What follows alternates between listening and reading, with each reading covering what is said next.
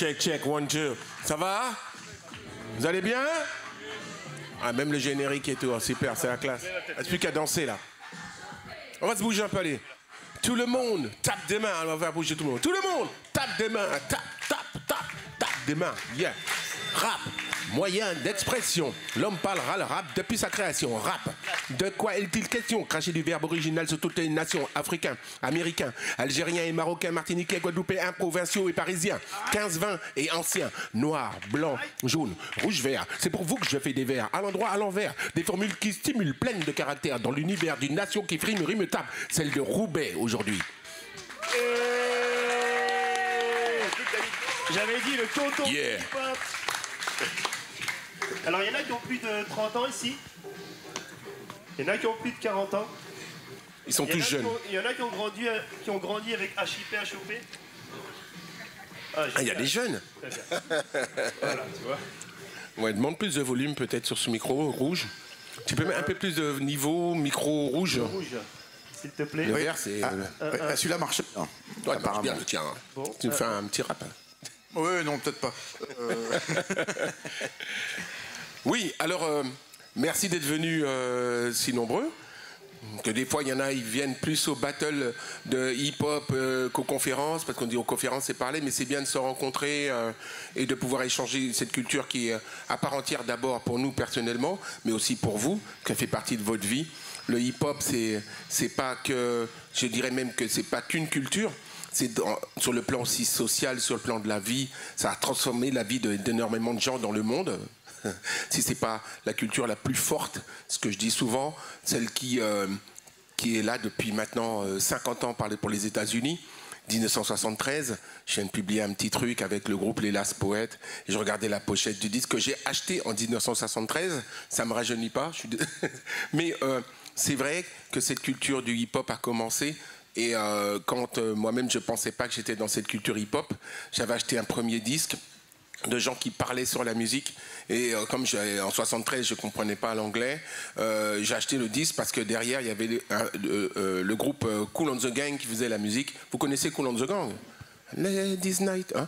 Et à cette époque il s'appelait les Cool Jazz et donc ils faisaient des musiques instrumentaux pour des gens qui parlaient sur la musique, qui rappaient, quoi, voilà.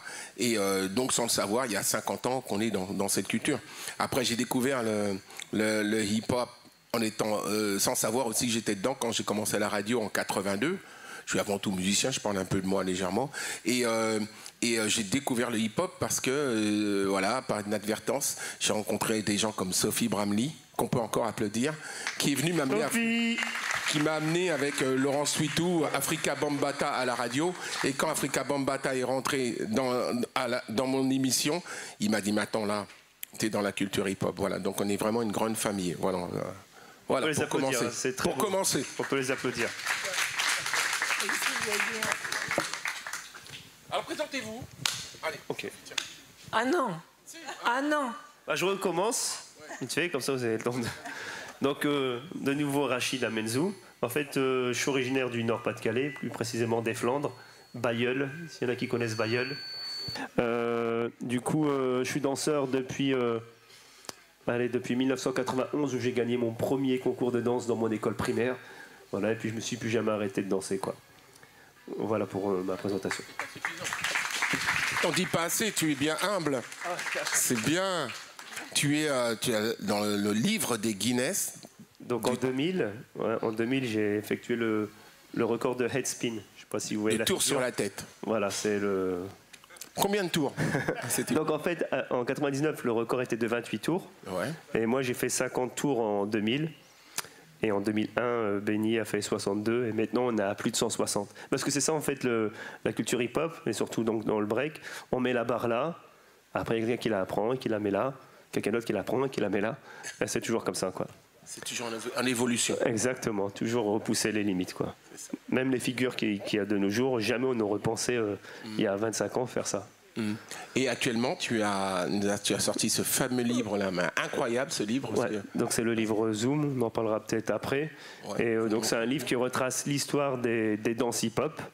avec l'histoire et forcément la terminologie derrière au niveau des steps de danse. Donc c'est vraiment plus destiné aux danseurs, quoi. Il y a des QR codes en plus, donc on flash le QR code et on a les images, quoi. Parce qu'en fait, quand j'ai rédigé le livre, je me suis dit, mais comment je vais expliquer, par exemple, un six-step? Un six-step en break, c'est un 6 pas. Du coup, il faut 6 dessins. Et je me suis dit, mais comme il y a du pop, il y a du lock, il y a du break, il y a de la house, etc., le livre, il va faire... En fait, c'est une encyclopédie qu'il faudrait. Et j'ai eu un flash... le QR code. Et du coup, j'ai demandé à un ami s'il savait le faire. Et il m'a dit, ça, je le fais en 5 minutes. Et c'est vraiment le côté original du livre, quoi. C'est-à-dire qu'on a toute la bibliothèque là, quoi, avec les principaux steps. C'est énorme, on peut l'applaudir très fort. Rachid. Merci. Merci. Anaïs. Bonsoir à tous, je m'appelle Anaïs. Moi, j'ai commencé à danser. Je suis née quand Rachid a commencé à danser, du coup. J'ai commencé la danse dans les années 2000. Jusqu'à aujourd'hui, je continue d'être active dans les cultures urbaines. À côté de cette passion, je pense que je me définis d'abord comme une passionnée. Je pense que c'est vraiment ça qui résume un peu vraiment le parcours. J'ai commencé par la danse. Par la danse, je me suis professionnalisée dans le spectacle vivant, dans la production, dans l'administration. J'accompagne des artistes également. Depuis quelques années, je suis énormément avec des rappeurs, bizarrement, dans le rap. C'était pas prévu, mais c'est comme ça. Et aujourd'hui, je fais pas mal de reportages. J'écris beaucoup sur les cultures populaires, sur la culture hip-hop en général et sur les quartiers populaires, parce que c'est un sujet qui me passionne. C'est là où je viens et je suis assez fière d'être une fille issue des quartiers populaires du Nord aussi. J'ai grandi dans le nord de la France. J'ai grandi aussi à Roubaix. Où c'est? Alors, j'ai grandi près de Valenciennes, donc pas très loin non plus de Bailleul. Je suis arrivée ici à Lille il y a maintenant... on va dire 15 ans à peu près. Et puis j'ai habité ici à Roubaix pendant longtemps, avant de repartir sur Paris pour ma carrière et revenir après, il y a 5 ans ici. Et voilà un peu. Aujourd'hui, j'écris beaucoup, je fais pas mal de photos, de photoreportages. Et je touche à tout. Et c'est ça que j'aime en fait dans ce que je fais. En parallèle, je suis directrice des études dans une école de management culturel. Donc vraiment un pot pourri de plein de choses, mais un pot pourri de passion surtout. Tu es une artiste. Voilà, exactement. On l'applaudit, Anaïs, très fort.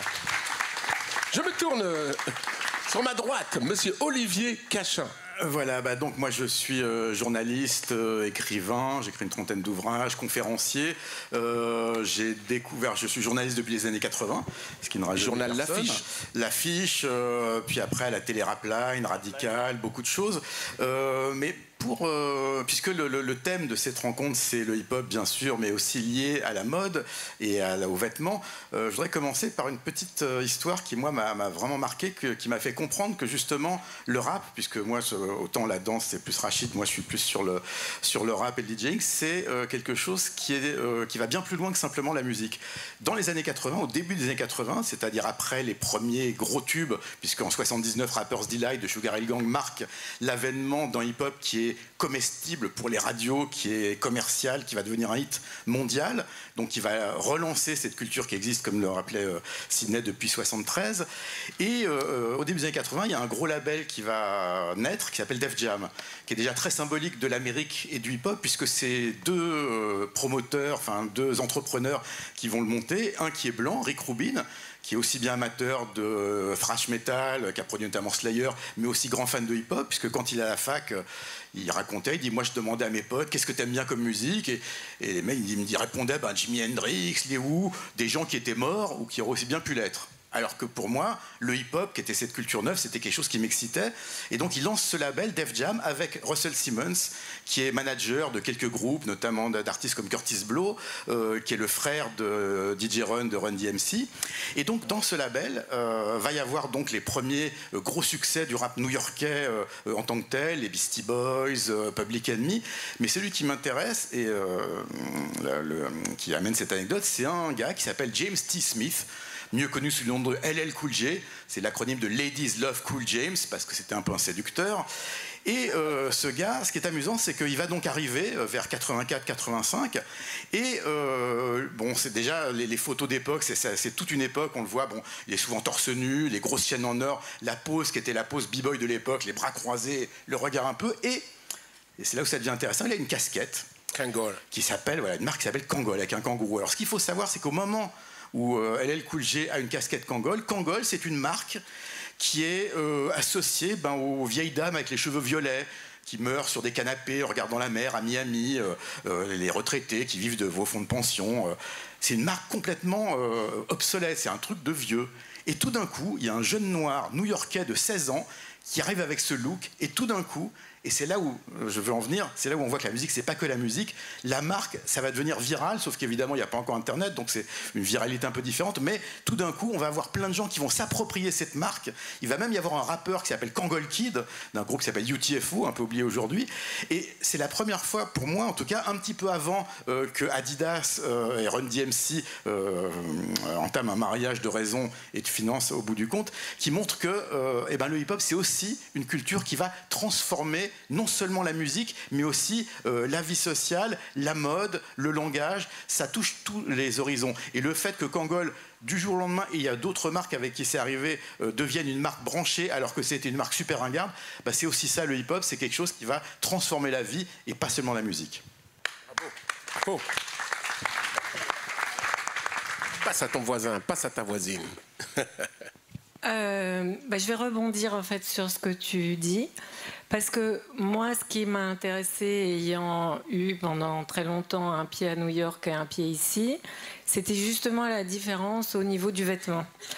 À New York, où le hip-hop est né, c'était vraiment une culture très décriée, évidemment par les Blancs, parce que l'Amérique est profondément raciste, mais également par les Noirs qui avaient envie de s'embourgeoiser.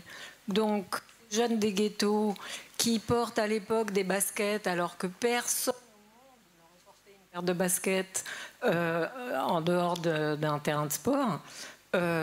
C'était un truc de Kaira pas possible. Le jogging, exactement la même histoire.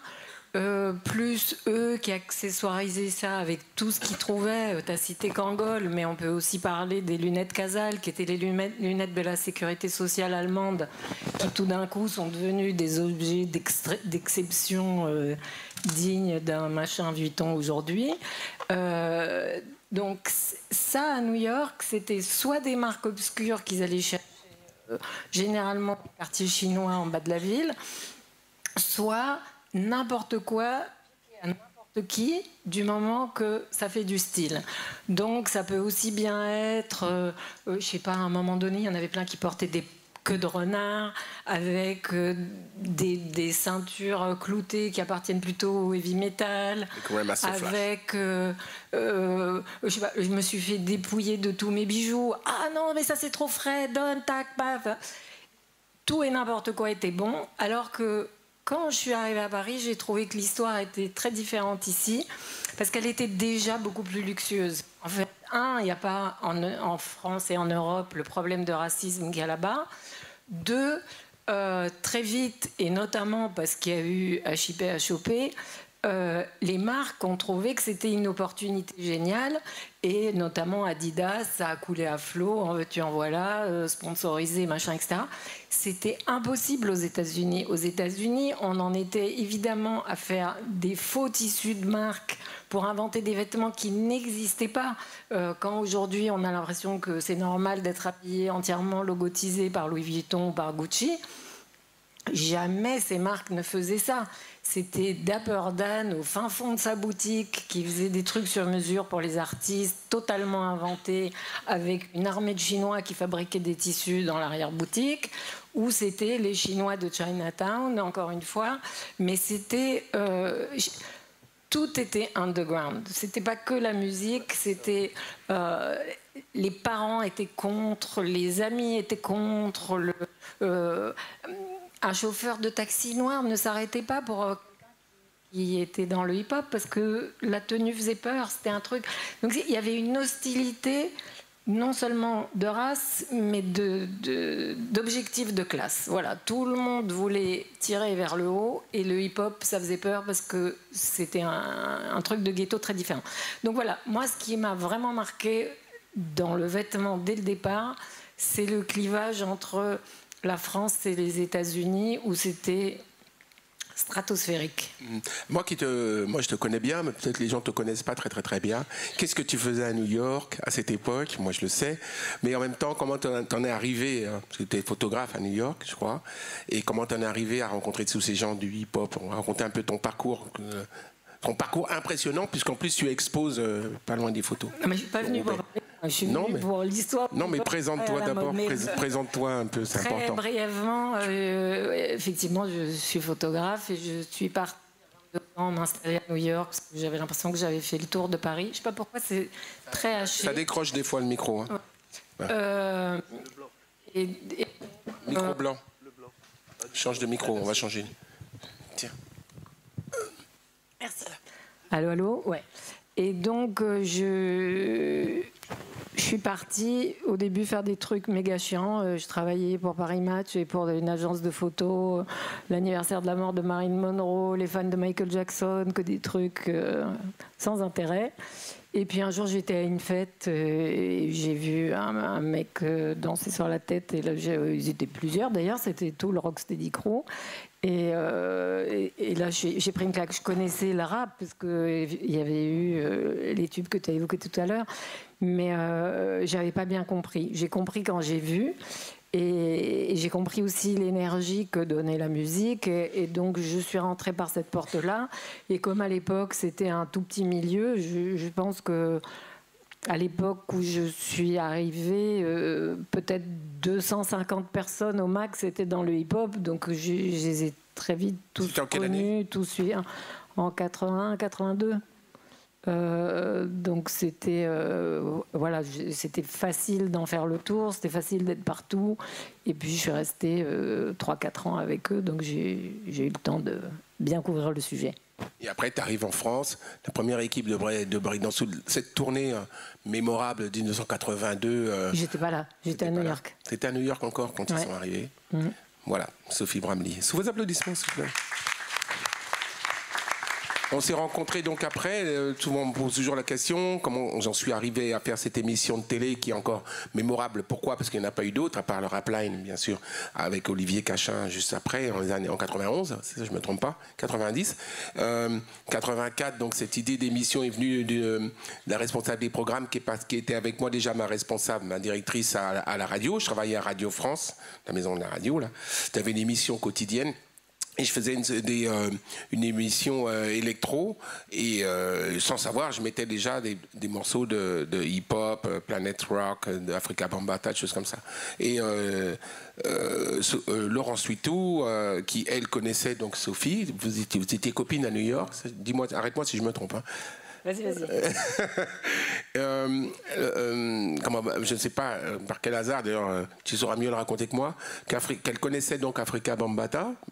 C'était pas un hasard en fait. Laurence habitait à Paris, mais à New York, elle venait souvent voir soit moi, soit Bernard Zecri. Et Bernard était à l'époque journaliste dans un magazine très branché à l'époque qui s'appelait Actuel. Alors si je peux faire un petit détour juste pour lui rendre hommage, le mec qui a monté le journal Actuel était un génie comme il n'y en a pas beaucoup, Jean-François Bizot. Et un jour, Fab Five Freddy, qui est un graffiti artiste et qui plus tard a fait énormément de choses au sein de la culture hip-hop, puisque sans lui, l'expansion n'aurait pas été aussi rapide. Freddy fait une exposition. Alors déjà, donc, il était vandale à New York, mais en Italie, il y a un mec qui avait une galerie qui lui a dit « Non, c'est intéressant ce que tu fais ». Donc lui et un autre artiste qui s'appelle Lee sont allés exposer à Rome.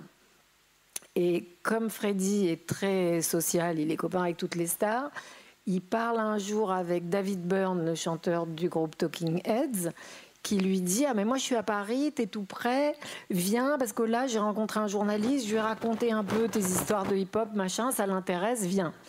Donc il vient à Paris, il rencontre Jean-François Bizot, il lui raconte ses prémices de cette culture hip-hop, et Bizot lui dit « Ok, je vais t'envoyer quelqu'un, on va voir ». Et donc il envoie une journaliste qui s'appelle Elisabeth Day, qui passe quelques jours à New York, fait le premier papier en Europe sur la culture hip-hop.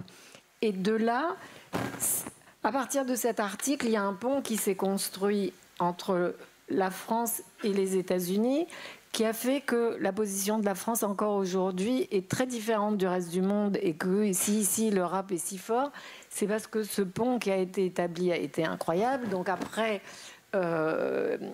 Bizot a demandé à Zekri de faire des trucs autour de tout ça, qu'il a coquiné avec un type qui avait un label qui s'appelle Celluloïd, qui appartenait également à Jean-François Bizot. Bernard habitait dans un immeuble où habitait une femme qui s'appelle Lady Blue, qui était une Anglaise qui avait monté un tout petit club à New York qui s'appelait Negril, qui était grand comme ici, où les punks au départ, puis les gens du hip-hop venaient jouer pour la première fois à Manhattan. Et à partir de ce petit lieu et du fait que Bernard et Lady Blue habitaient dans le même immeuble, ils ont imaginé de faire une tournée avec des disques qui ont été faits pour la tournée, pour que Celluloïd ait quelque chose à vendre. Actuel et Radio Nova, qui appartenaient les deux à Bizot, ont fait l'événement médiatique en partenariat avec Europe 1. Et puis, ce pont-là a duré. C'est-à-dire que comme sont venus Futura 2000, Fab Five Freddy, le Rocksteady Crew, Bambata, je sais pas, la liste est très très longue, des pionniers de toute la culture hip-hop, c'est-à-dire danseurs, DJ, rappeurs, graffiti artistes, etc. Il y a eu un aller-retour qui a continué aussi grâce à l'émission hip-hop. Il y avait tout le temps quelqu'un de New York qui venait ici, ou quelqu'un d'ici qui pouvait atterrir là-bas chez quelqu'un. Donc plus tard, il y a aussi eu des Luciens qui atterrissent chez De La Soul, Tribe Called Quest, etc. Ce pont est unique, et voilà. Et voilà, il est unique. Voilà. Alors, on est bien obligé de parler de la mode, de partir de la base de l'histoire, de la culture hip-hop. C'est important parce que c'est basé comme ça. Et avant de commencer cette émission, donc j'ai voulu m'entourer des gens qui connaissaient donc tous ces gens-là. Donc Sophie Bramley a bien voulu faire cette émission avec moi, et surtout Laurent Suitou, parce qu'elle doit apporter toutes ces connaissances que vous aviez des États-Unis bien avant moi. Et c'était important. Il fallait, pour cela justement, pour revenir sur la mode, que j'ai un look. J'avais déjà un look, moi, dans ma personnalité, mais un look qu'on appelle hip-hop à l'époque. Et que grâce à la télévision, c'est ce que ça fait. Ça crée des émules. Et en fonction de l'image qu'on apportait, nous, la création des PCB, des danseurs de l'émission, il fallait qu'ils aient ce look. Alors ce look... Adidas, on a été voir Adidas, Madame Jazzy à l'époque, qui était plus ou moins d'accord pour le faire. Ça a été difficile d'arracher des survêtements gratuitement, même s'il n'y avait que 3 chaînes de télé, TF1. Ça n'a pas été évident. Et c'est vrai que, comme on parle de mode aujourd'hui, il est important de revenir sur ces bases-là. Et on a fait une émission, celle-là je n'ai jamais retrouvée encore sur le web, sur le lassage des baskets. Un jour on ne savait plus qu'est-ce qu'on va leur montrer, on a fait le lassage de baskets, tu te rappelles, comment bien lasser ses baskets, les fat lasses, les lacets larges, que tu n'as pas les lacets larges, tu prends les élastiques, on avait tous nos pompes bien, toi aussi, non? Oui, première. Et avec un look vraiment hip-hop, streetwear, dans le sportwear, parce que, alors chaque fois on me pose la question, mais pourquoi on s'habillait sportwear? Parce qu'on était plus à l'aise déjà pour danser, c'est ce que ça veut dire. Et ensuite, il y en a qui disaient, oui, vous mettez des baskets, c'était mieux pour mieux courir, pour pas que les flics nous rattrapent. Ça, il y a longtemps qu'on les mettait comme ça. Mais pour la danse, surtout, il fallait avoir une certaine élégance, une certaine classe, tout en étant streetwear. Moi, je me rappelle, pour petite anecdote, que Mr. Freeze, le jour où je l'ai vu arriver à la radio, il avait un Lois ou un Wrangler, il mettait un Lois ou Wrangler comme marque, bien avec la couture, le pantalon, le jean bien repassé, et les baskets en bas, il n'y a pas une tache dessus. Ah non, c'était un look du tonnerre, la casquette s'il en avait, c'était... Ah, non, le look était très important, et on ne nous laissait pas rentrer en boîte avec des baskets, alors que les baskets, il n'y a pas plus classe, quoi. Répondez. Bon, moi, pour les baskets, je mets un petit bémol, j'en ai jamais porté.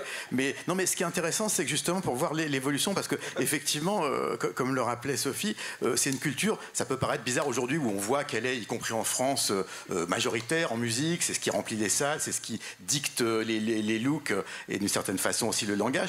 À l'époque, c'était quand même quelque chose qui n'était pas du tout accepté comme maintenant. Et par rapport à Adidas, ce qui est amusant, c'est qu'un groupe qui a été très important dans l'évolution d'Adidas, c'est Run DMC, dont on parlait tout à l'heure. Alors, ce qu'il faut savoir, c'est que Run DMC font une chanson en 85-86 qui s'appelle My Adidas. Sauf que ils le font pas parce qu'il y a un deal. Parce qu'aujourd'hui, quelqu'un qui ferait une chanson avec une marque, on dirait attends, c'est bon. Fait de la pub plutôt. Non, c'était quelque chose parce qu'ils aimaient, et ils avaient quelque chose de très original, c'est qu'ils les portaient fresh out the box. C'est-à-dire qu'ils sortaient les baskets de la boîte et ils les portaient sans lacets. Alors bon, certains ont dit que c'était un rappel des prisons où on enlevait les lacets aux détenus. Mais ce qui est amusant, c'est que ce qui a fait que Adidas s'est intéressé à ce groupe, c'est qu'un jour, il y a eu un concert donc, de Run DMC, qui était un groupe assez révolutionnaire. Hein. C'est les premiers qui ont introduit de la guitare hard rock dans leurs morceaux dès le premier album, en 84, avec des morceaux comme Rockbox. C'était un guitariste latino qui s'appelait Eddie Martinez, qui faisait des solos. C'était quelque chose qui était quand même assez rare à l'époque, cette fusion. Et donc, ils font un concert au Madison Square Garden, qui est une immense salle new-yorkaise.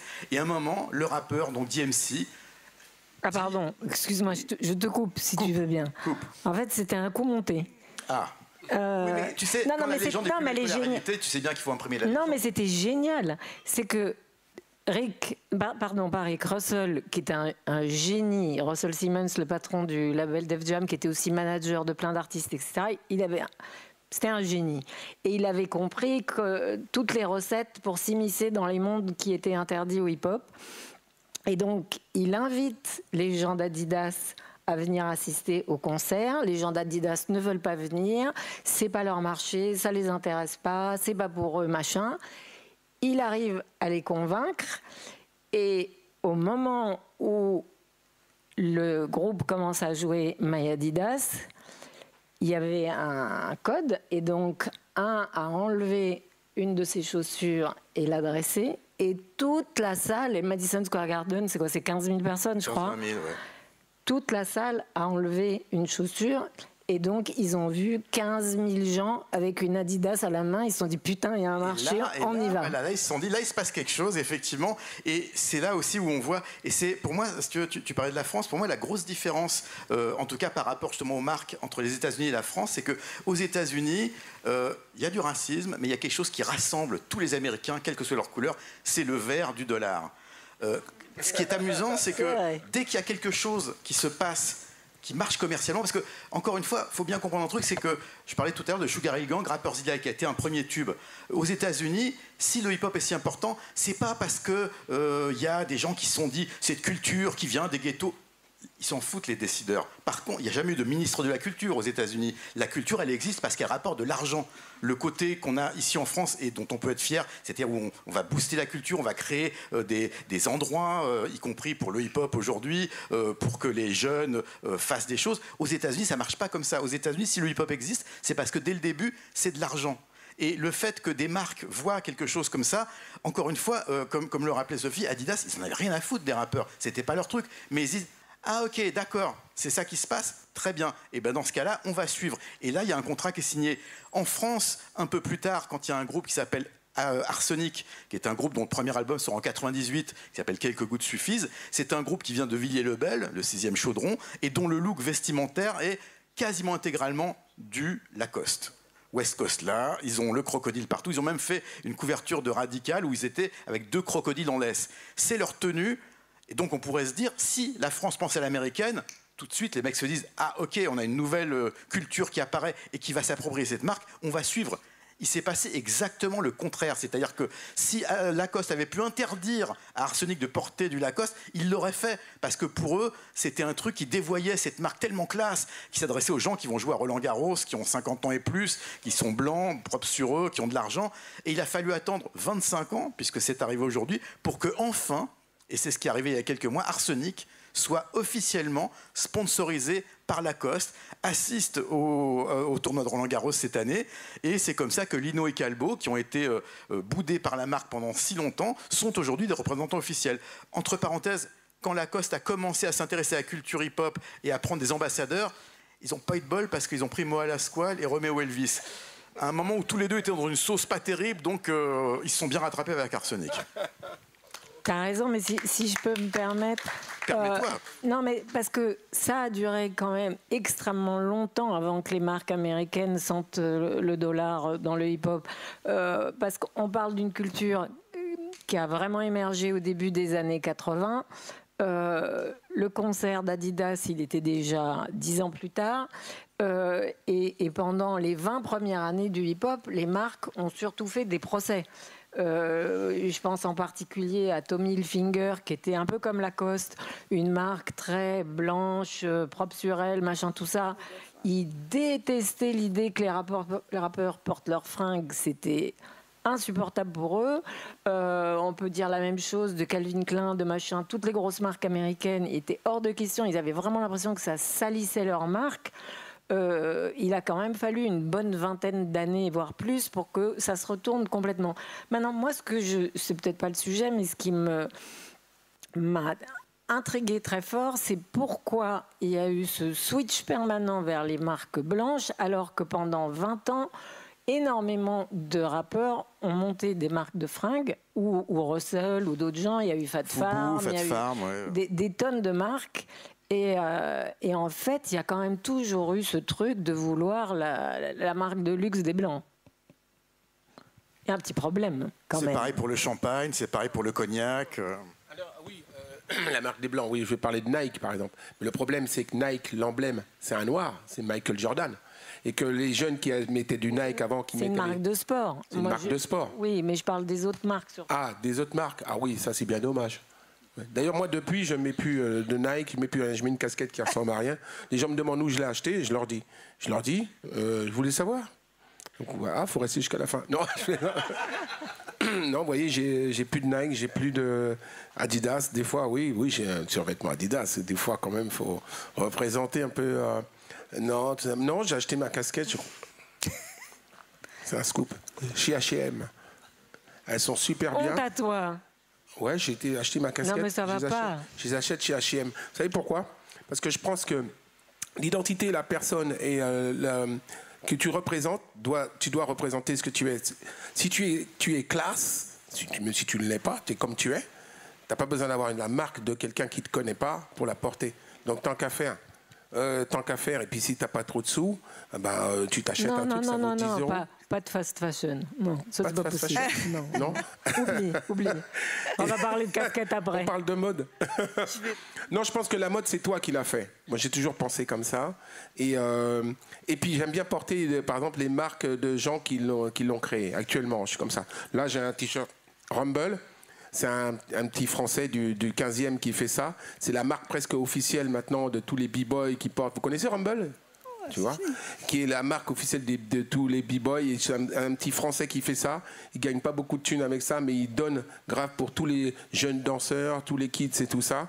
Et je travaille beaucoup, il s'appelle David Mazer. Donc c'est bien de consommer aussi des choses françaises.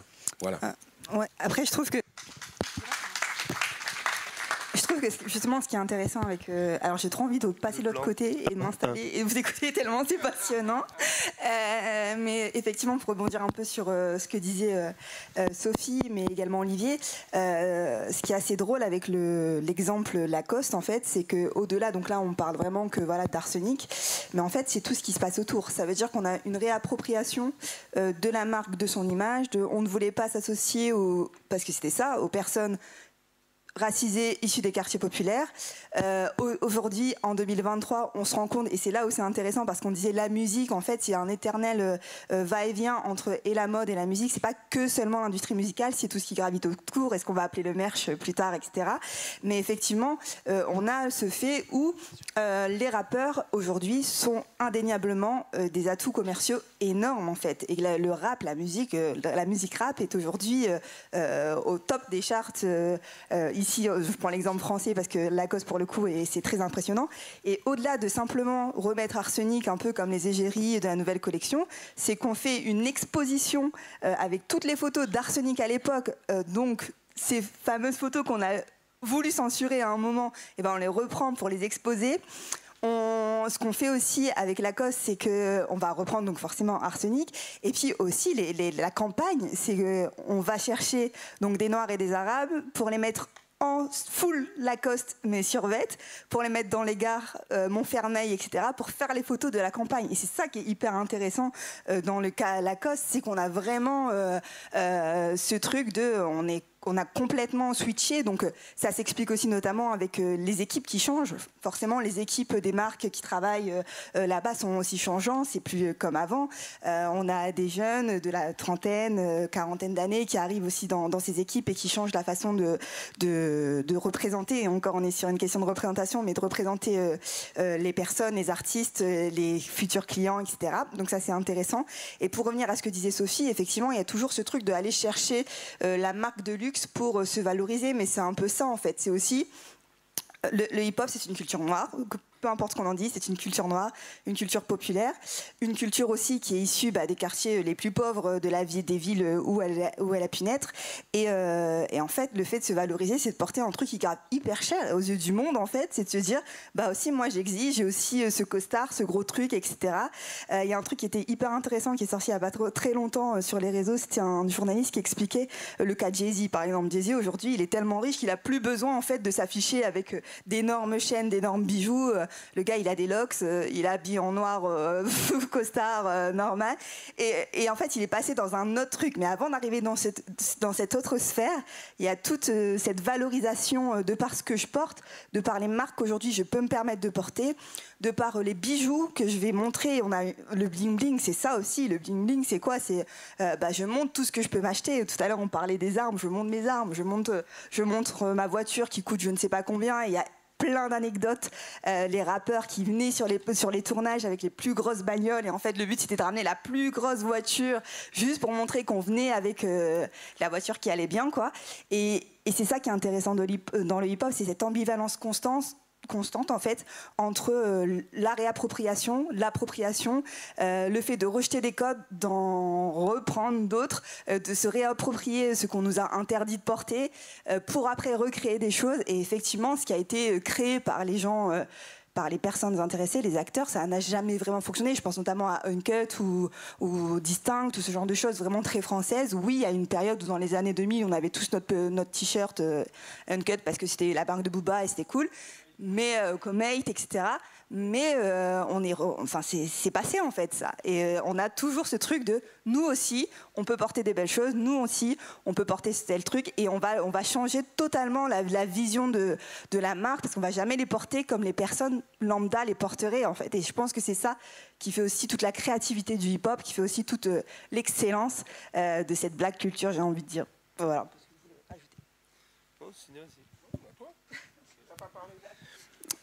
Après moi, au niveau de tout ce qui est mode, etc., après les années 80, j'ai pas trop travaillé le sujet, je connais pas trop, à part le fait de subir et de suivre comme tout le monde. Quand il y avait Adidas, et basta Adidas, quand il y avait même Kangol. Moi, j'avais vu Kangol dans New Jack City. Donc je sais pas justement si c'était avant ou après. Après, mais longtemps après. C'est là que j'ai découvert ça, avec Wesley Snipes, voilà, que je suivais. Mais par contre, comme je suis un danseur, b-boy avant tout, et en écrivant le livre, quand j'ai été chercher vraiment la source du break, il y a des breakers parmi vous? Est-ce qu'il y en a qui font du break? 1, 2, 3, ok, 3,5, 4. Parce qu'il y a des danseurs debout là, c'est pour ça. En fait, j'étais surpris de voir que c'était quand ils customisaient leur veste, qui s'inspiraient des gangs, parce que dans les années 60-70, il y avait énormément de gangs dans le Bronx. Et en fait, les gangs, c'était pas des crews, c'était fait pour se taper. Voilà, j'étais surpris d'apprendre qu'il y avait près de 900 gangs dans le Bronx, que dans le Bronx, quoi. Et du coup, je me suis dit, comment c'est possible, en fait? C'est-à-dire que chaque jeune devait obligatoirement être dans un gang pour pouvoir survivre. Et ce que j'ai appris grâce à l'écriture du livre, c'est ce qu'on appelle la punchline. Je ne sais pas s'il y en a qui font du rocking, du up rock ici. Il y en a qui connaissent un peu le up rock? Ouais, qui en fait? Un petit peu? Ça marche, je peux vous mettre à exécution vite fait, Sophia? Ouais, Sophia, tiens. Alors, on peut l'applaudir s'il vous plaît. Alors vite fait, vraiment, Sofiane, vite fait, vite fait. Ce qui fait que le rocking, on peut le faire avec n'importe quel danseur de la planète. Si j'étais, je sais pas moi, au Japon, eh ben, Sofiane, il aurait pu faire du rocking avec moi. Ça veut dire que ça vient des gangs. Il y a les burns et les jerks. Donc le jerk, c'est quand on descend. Et les burns, c'est shooting, cutting, punching. Et par exemple, voilà, tu vas m'attaquer direct, ok. Alors c'est une danse de combat, ça marche. Voilà, pour la démo, on fait un petit beat. Et ça fait... Poum, pam, poum, ka, poum, poum, ka, poum, ka, poum, ka, poum, ka, poum, ka, poum, ching, poum, ka, poum, ching, poum, ka. Voilà, on peut me dire Sofiane. Alors Sofiane, c'est un danseur debout, hein, c'est pas un b-boy. Là, il doit y avoir un b-boy qui s'y connaît un peu plus. Et par contre, ouais, ce qui m'a vraiment surpris, donc je sais pas si, Sofiane, est-ce que tu connais la punchline? Non, ça te dit rien. En fait, pour entrer dans un gang, admettons que c'est le gang de Roubaix, pour pas faire de mauvais jeu de mots. Donc, pour ceux qui connaissent. Donc, pour entrer dans le gang de Roubaix, par exemple, admettons qu'on soit 12 et que Sofiane veuille rentrer dans le gang, chaque gang a un bisoutage. C'est-à-dire que nous, notre bisoutage, c'est la punchline. On est 6 comme ça, 6 gars, 6 en face. Et en fait, Sofiane doit passer. Et chaque personne a le droit de mettre un coup. Voilà, c'est-à-dire un coup de poing, un coup de genou, un coup de coude, même un coup de bâton. Et si Sofiane, au bout de la ligne, il n'est pas essoufflé comme moi, et il tombe pas, surtout. S'il se relève, eh ben, il fait partie du gang.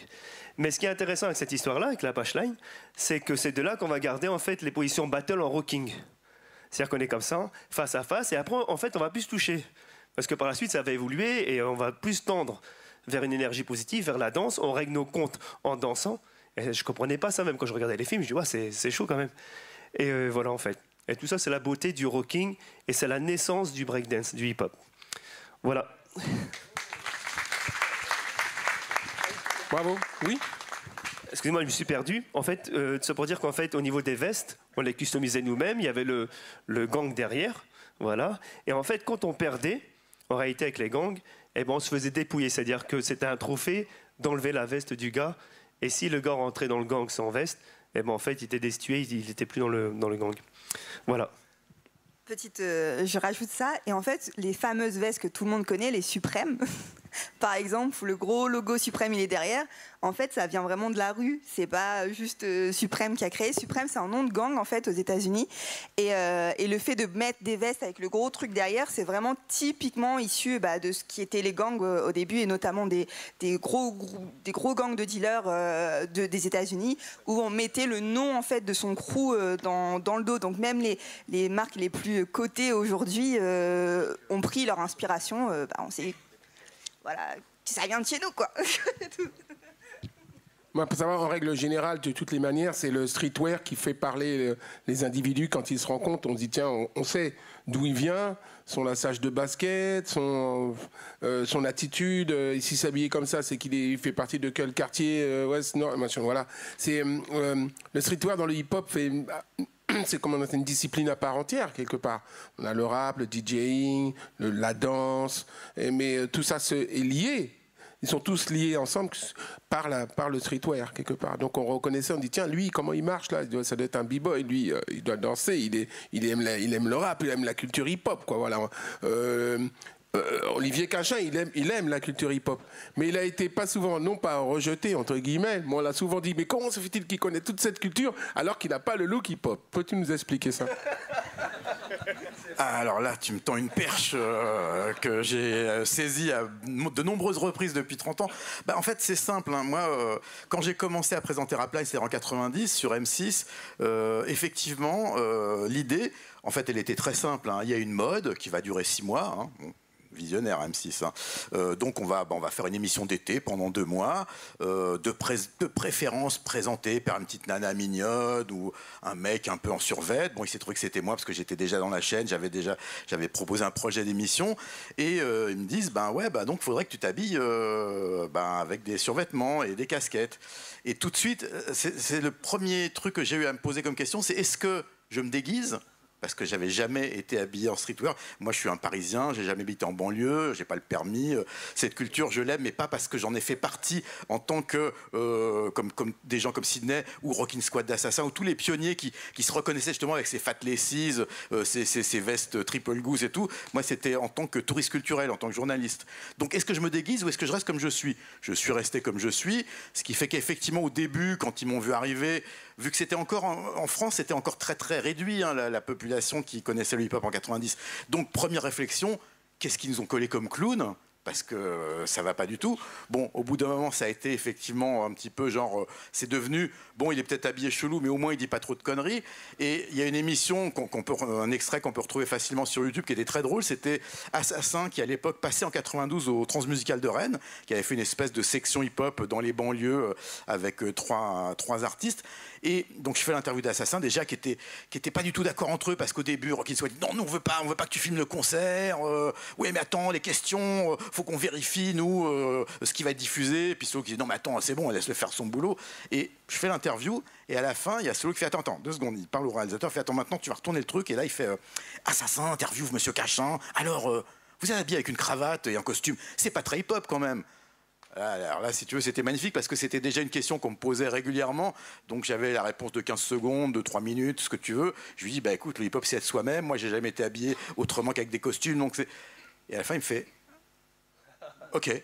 Ben parce qu'à un moment, le hip-hop, c'est pas être déguisé. Il y a justement Eazy du groupe NWA, qui était le grand groupe de gangster rap de Los Angeles, racontait dans une interview qu'un jour, il y a un journaliste irlandais qui vient les interviewer.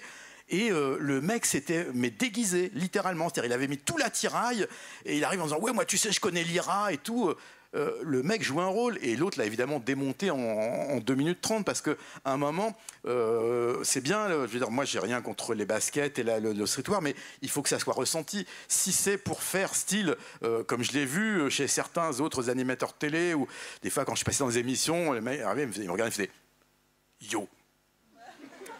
Je t'ai compris, gars. On se connaît. Mais ce qui est amusant aussi, et ça, c'est quelque chose qui m'avait marqué, c'est pour revenir sur justement cette idée que ce que disait Sophie, c'est-à-dire que la culture hip-hop n'était pas du tout acceptée au début. Il m'est arrivé assez souvent de faire des émissions de radio, notamment, et quand les micros s'éteignaient, le mec me disait « Mais sinon, mais en vrai, t'écoutes quoi ?» Comme si c'était obligatoirement quelque chose qui était bidon, que je faisais ça parce que ça allait marcher ou parce que j'avais trouvé un créneau. Et quand je disais « Bah non, c'est vrai », il me regardait genre sérieusement, parce que c'est pas de la musique, hein. C'est facile de parler sur des disques qui jouent derrière, parce qu'à l'époque c'était ça la vision du hip-hop, c'est des mecs déguisés avec des fringues de sport qui parlent sur de la musique qui est déjà faite. C'est un petit peu plus compliqué que ça quand même, hein. Mais à l'époque c'était cette idée, et puis bien sûr associé au fait que c'est une mode qui va durer 6 mois, et ça c'est quelque chose qu'on a entendu pendant quand même 30 ans, hein. Un peu moins aujourd'hui quand même. Oui, il y a surtout le fait que d'être habillé streetwear, moi, c'est bien de donner des anecdotes, quoi. Un jour, après un spectacle de hip-hop, j'arrive avec les danseurs, je me rappelle plus lesquels, quoi. On dit, bon, bah, après, comme c'est plus jeune que moi, viens, Sydney, tu nous emmènes en boîte et tout. Donc, on va, après le spectacle, on va dans une discothèque. Ils arrivent avant moi. Ils se font forcément recaler et le videur leur dit ouais, des baskets, tu rentres pas, rentrez pas en basket dans une discothèque. Et en plus les survêtes et tout, le mec il les a recalés tous. Alors il reste là, j'ai dit vous n'êtes pas rentrés les gars? Ben non, et on nous laisse pas rentrer. Alors moi je me présente. Je dis, bon, pourquoi vous les laissez pas rentrer? Ah, il me dit, non, vous aussi, vous rentrez pas. J'étais forcément aussi en basket et en survêt. Mais il y avait le patron qui était derrière, qui est physio, qui dit, mais attends, mais c'est Sydney et tout. Et du coup, il dit, bah non, c'est Sydney. Si c'est Sydney, il faut le faire rentrer avec tout le monde. Du coup, moi, j'ai regardé, c'est parce que je m'appelle Sydney que je rentre. Mais on rentre pas, les gars, on va ailleurs. Voilà. Donc, le streetwear, c'était aussi dur pas de s'imposer, mais on s'aperçoit que cette image qu'on a donnée, on en a souffert, et que maintenant on s'aperçoit que tout le monde met des casquettes, tout le monde... Moi j'ai retrouvé une photo de moi, j'ai 16 ans, 17 ans, je suis à la foire du trône, j'ai une casquette comme ça, j'ai dit ah ouais c'est vrai, je mettais des casquettes depuis longtemps, quoi, tu vois, et que c'était pas forcément, j'en reviens à ce que tu viens de dire, c'est dans ta personnalité. Si tu la mets ou tu la mets pas, c'est pas du tout grave. Il y a des jours où c'est avec, des jours sans, quoi. Et est-ce qu'on peut parler des femmes? Tiens, justement, tiens. S'il te plaît. Kangol, là, tu vois, avec une femme, avec un kangol. Les femmes. Non, mais parce que c'est très différent l'histoire des femmes dans le hip-hop. Dans les années 80, elles étaient d'abord très peu nombreuses, mais surtout, elles étaient très effacées. Le truc des femmes, c'était de porter un vieux jogging beige fermé ou un petit polo fermé jusqu'au dernier bouton, d'être très très fadasse, alors que les mecs, c'était comme des pans. Il y avait un festival de création, de couleurs, vraiment, ça clignotait de partout. Évidemment, en tant que photographe, c'est plus amusant à photographier, mais ça me cassait un peu la tête que les femmes soient si austères. Et ça a duré assez longtemps. Alors, comme vous le savez, dans le hip-hop, surtout au début, il y avait les Sisters d'un côté et les Biatch de l'autre. Et la Biatch, dans les années 90, avec l'avènement du clip dans le hip-hop qui commençait à avoir quelques endroits où se montrer, les femmes sont devenues ce que les Américains appelaient des props. Les props, c'est quand on est sur un tournage au cinéma, c'est celui celui qui cherche les props, c'est celui qui ramène, voilà, l'accessoiriste. Merci. Donc elles étaient comme la bagnole, comme le collier en or, le machin. On les appelait les props. Et elles étaient très à poil et elles dansaient sur les bagnoles ou elles se frottaient ou je sais pas, peu importe. Et le truc que j'ai vraiment adoré, et que je trouve que l'impact que les femmes dans le hip-hop ont eu jusqu'à aujourd'hui est dingue et beaucoup plus intéressant que l'autre féminisme qu'on entend trop, c'est qu'elles ont utilisé tout ça comme un boomerang. C'est-à-dire qu'elles ont dit « Ok, vous voulez nous voir à poil, vous voulez voir le creux des seins pour faire attention à nous, vous voulez notre string, notre cul, notre machin. » Et donc les rappeuses ont complètement changé de code vestimentaire, à quelques exceptions près, mais pas beaucoup. Missy Elliott parce qu'elle était complexée ou des choses plus d'ordre différent. Et du coup, il y a eu les Foxy Brown, il y a eu ensuite Lil Kim, il y a eu Nicki Minaj, il y a aujourd'hui Cardi B, évidemment. Mais vraiment, si on prend 12 femmes pour raconter l'histoire du hip-hop sur 40 ans et qu'on démarre avec peut-être pas Roxane chantait encore avant, comment elle s'appelait, les filles de The Sequence, qui étaient... Bon, elles sortaient un peu du disco, elles avaient 2-3 bijoux, mais grosso modo quand même très très couverts, pour arriver à aujourd'hui Cardi B, ancienne strippeuse qui a tous les codes du truc. La libération s'est faite par 2 trucs, c'était vraiment, elles ont repris le pouvoir. Un, parce que, comme je l'ai dit, par effet de boomerang, elles ont renvoyé aux hommes ce qu'ils avaient demandé, mais en prenant le pouvoir. Et 2, elles ont eu des lyrics qui ont été crescendo dans l'utilisation de la sexualité. Ah, bien sûr. À savoir qu'au début, le garçon dont je suis amoureuse n'est pas très gentil avec moi, pour finir par My Pussy, My Crack, qui était le premier où les gens disaient quoi, qu'est-ce qu'elle raconte, ou Wet Ass Pussy aujourd'hui, etc. Donc il y a vraiment une histoire qui se raconte en fringues et en mots, et dont le pouvoir sur les femmes qui écoutent cette musique est énorme. Alors, moi, je suis très rap américain et pas du tout rap français. Et ça m'énerve d'ailleurs pour les mêmes raisons. C'est qu'en France, les rappeuses ne parlent pas de ces choses-là. Il y en a 3, une fois de temps en temps, qui utilisent un mot et qui rougissent. Mais je suis très sidérée. Alors, il y a des bonnes raisons à ça. C'est vrai qu'on ne passe pas en radio. Mais enfin, aujourd'hui, où tout passe par les réseaux sociaux et par d'autres biais, il n'y a pas besoin de s'emmerder avec savoir si ça plaît à la maison de disque ou si ça plaît à la radio.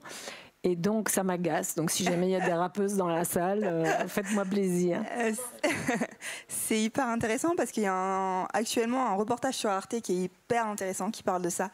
La libération et l'émancipation sexuelle des rappeuses, justement, et ce qu'elles ont ramené. Il y a aussi quelque chose, et c'est ça qui est incroyable, c'est qu'il y a une culture, c'est qu'on ne peut pas prendre que des éléments et les analyser les uns sur les autres. Et je pense que c'est très... c'est très représentatif de ce qui se passe là. On parle de la mode, mais en même temps, on fait des allers-retours entre l'histoire, etc., pour essayer de contextualiser. Et effectivement, quand les femmes arrivent dans les années 80-90 dans le hip-hop, il y a toujours ce truc un peu en arrière de faire sa place dans un monde d'hommes, finalement. Et donc, toutes ces femmes qui arrivent, elles ont... on parlait tout à l'heure des Dickies, on parlait de Carrard, des choses vraiment très bonhomme de chantier. Et Missy Elliott, quand elle arrive, c'est Missy. Mais derrière Missy, il y a June Ambrose, qui est une super styliste, créatrice, qui aujourd'hui travaille avec Puma, qui donc va vraiment... développer tout son univers coloré, excentrique, etc., tout en gardant les codes vraiment du hip-hop avec les vestes hyper larges, les shorts hyper larges, etc. On va avoir aussi l'arrivée de femmes plus, on va dire plus, pas féminines, parce que c'est pas le délire de dire féminine, mais quand on prend Rihanna, quand Puma a choisi Rihanna pour être la première égérie dans les années 2000, Rihanna, c'est quoi ? C'est une fille qui vient de la Barbade, une fille des îles. À l'époque, il n'y a pas de filles des îles dans les représentations médiatiques. On en fait un joli produit comme il faut. On la maquille à outrance dans son premier clip Pon the Replay pour qu'elle soit un peu aguicheuse, mais en même temps, ce truc un peu... elle ne sait pas trop ce qu'elle fait, c'est une jeune fille, etc. Et Puma va jouer de ça pour après en faire une certaine égérie. Donc c'est là où elle va sortir sa collection avec Puma et tout, vraiment la toute première. Et ensuite, on voit effectivement ce truc de les femmes commencent à s'émanciper, à prendre de plus en plus... donc c'est dommage que ça passe par essentiellement le fait de ce qu'on va rejeter aux hommes, parce que c'est ça, c'est l'image qu'on va en rejeter, etc. Mais ce qui se passe, il est vraiment fondamental dans le changement des mentalités et des paradigmes, aussi bien chez les femmes que chez les hommes, c'est qu'elles vont reprendre complètement la possession de leur corps. Et la position du corps de ces artistes-là, on ne peut pas la dissocier de l'image de la femme, encore une fois noire, qui va vraiment utiliser son corps pour en faire finalement ce qu'elle a envie d'être, ce qu'elle a envie de représenter, etc. Et on arrive aujourd'hui avec des Cardi B, des Megan Thee Stallion, qui sont dans l'outrance, certes, mais qui sont très représentatives de la société dans laquelle on vit, en fait. Et c'est ça aussi qu'il faut toujours se rappeler, qu'on n'évolue pas dans des sphères qui sont pas connectées. C'est tout un écosystème. Et donc, on va avoir aussi quelqu'un qui a été très importante dans cet entre-deux, de la femme... garçon manqué, horrible le mot, je vous l'accorde, garçon manqué à la femme hyper sexualisée, c'est Aaliyah. Et Aaliyah, elle a vraiment fait la passerelle entre ce truc de, oui, on est gang, elle était habillée de manière assez fluide parce qu'elle dansait dans ses clips, où elle va commencer à ramener tout ce qui va être vinyle, pantalon hyper cuir, avec les hauts de maillot de bain hyper serrés, de la poitrine qui va commencer à ressortir, et elle est vraiment... celle qui va faire le pont entre ces deux modes et ces deux influences, en fait, d'un point de vue. Donc derrière Aaliyah, il y a Derek Lee, qui est un homme, pour le coup, mais qui a vraiment façonné toute l'image d'Aaliyah. On parlait de Tommy Hilfiger, par exemple, juste avant, de cette marque. Et Aaliyah a été une aussi des personnes à être la première à s'être affichée avec du Tommy Hilfiger à fond, dans les clips, dans toutes les actions de promo, etc. Et elle a vraiment été pionnière dans ce truc d'assumer sa féminité, de la ramener encore, de se réapproprier des choses, de venir amener du bijou sur des choses qu'on voyait pas forcément avant, où Missy était très mec, en fait. Elle va vraiment changer tout le paradigme, et à partir de là, ça va suivre son chemin avec toutes celles qui vont arriver juste après. Quel dommage qu'elle ait pris cet avion ce jour-là. Ça, c'est un petit peu triste. Pour rebondir, moi, je voudrais, par rapport aux femmes, il y a aussi quelque chose qu'on a beaucoup reproché au hip-hop, c'est son machisme, son sexisme, qui est réel. Il y a des artistes qui, effectivement, ont des paroles assez intenses, pour pas dire autre chose. Mais moi, il y a une anecdote qui m'avait frappé. J'étais en 95, c'était à Miami. C'est une convention hip-hop qui s'appelait How Can I Be Down.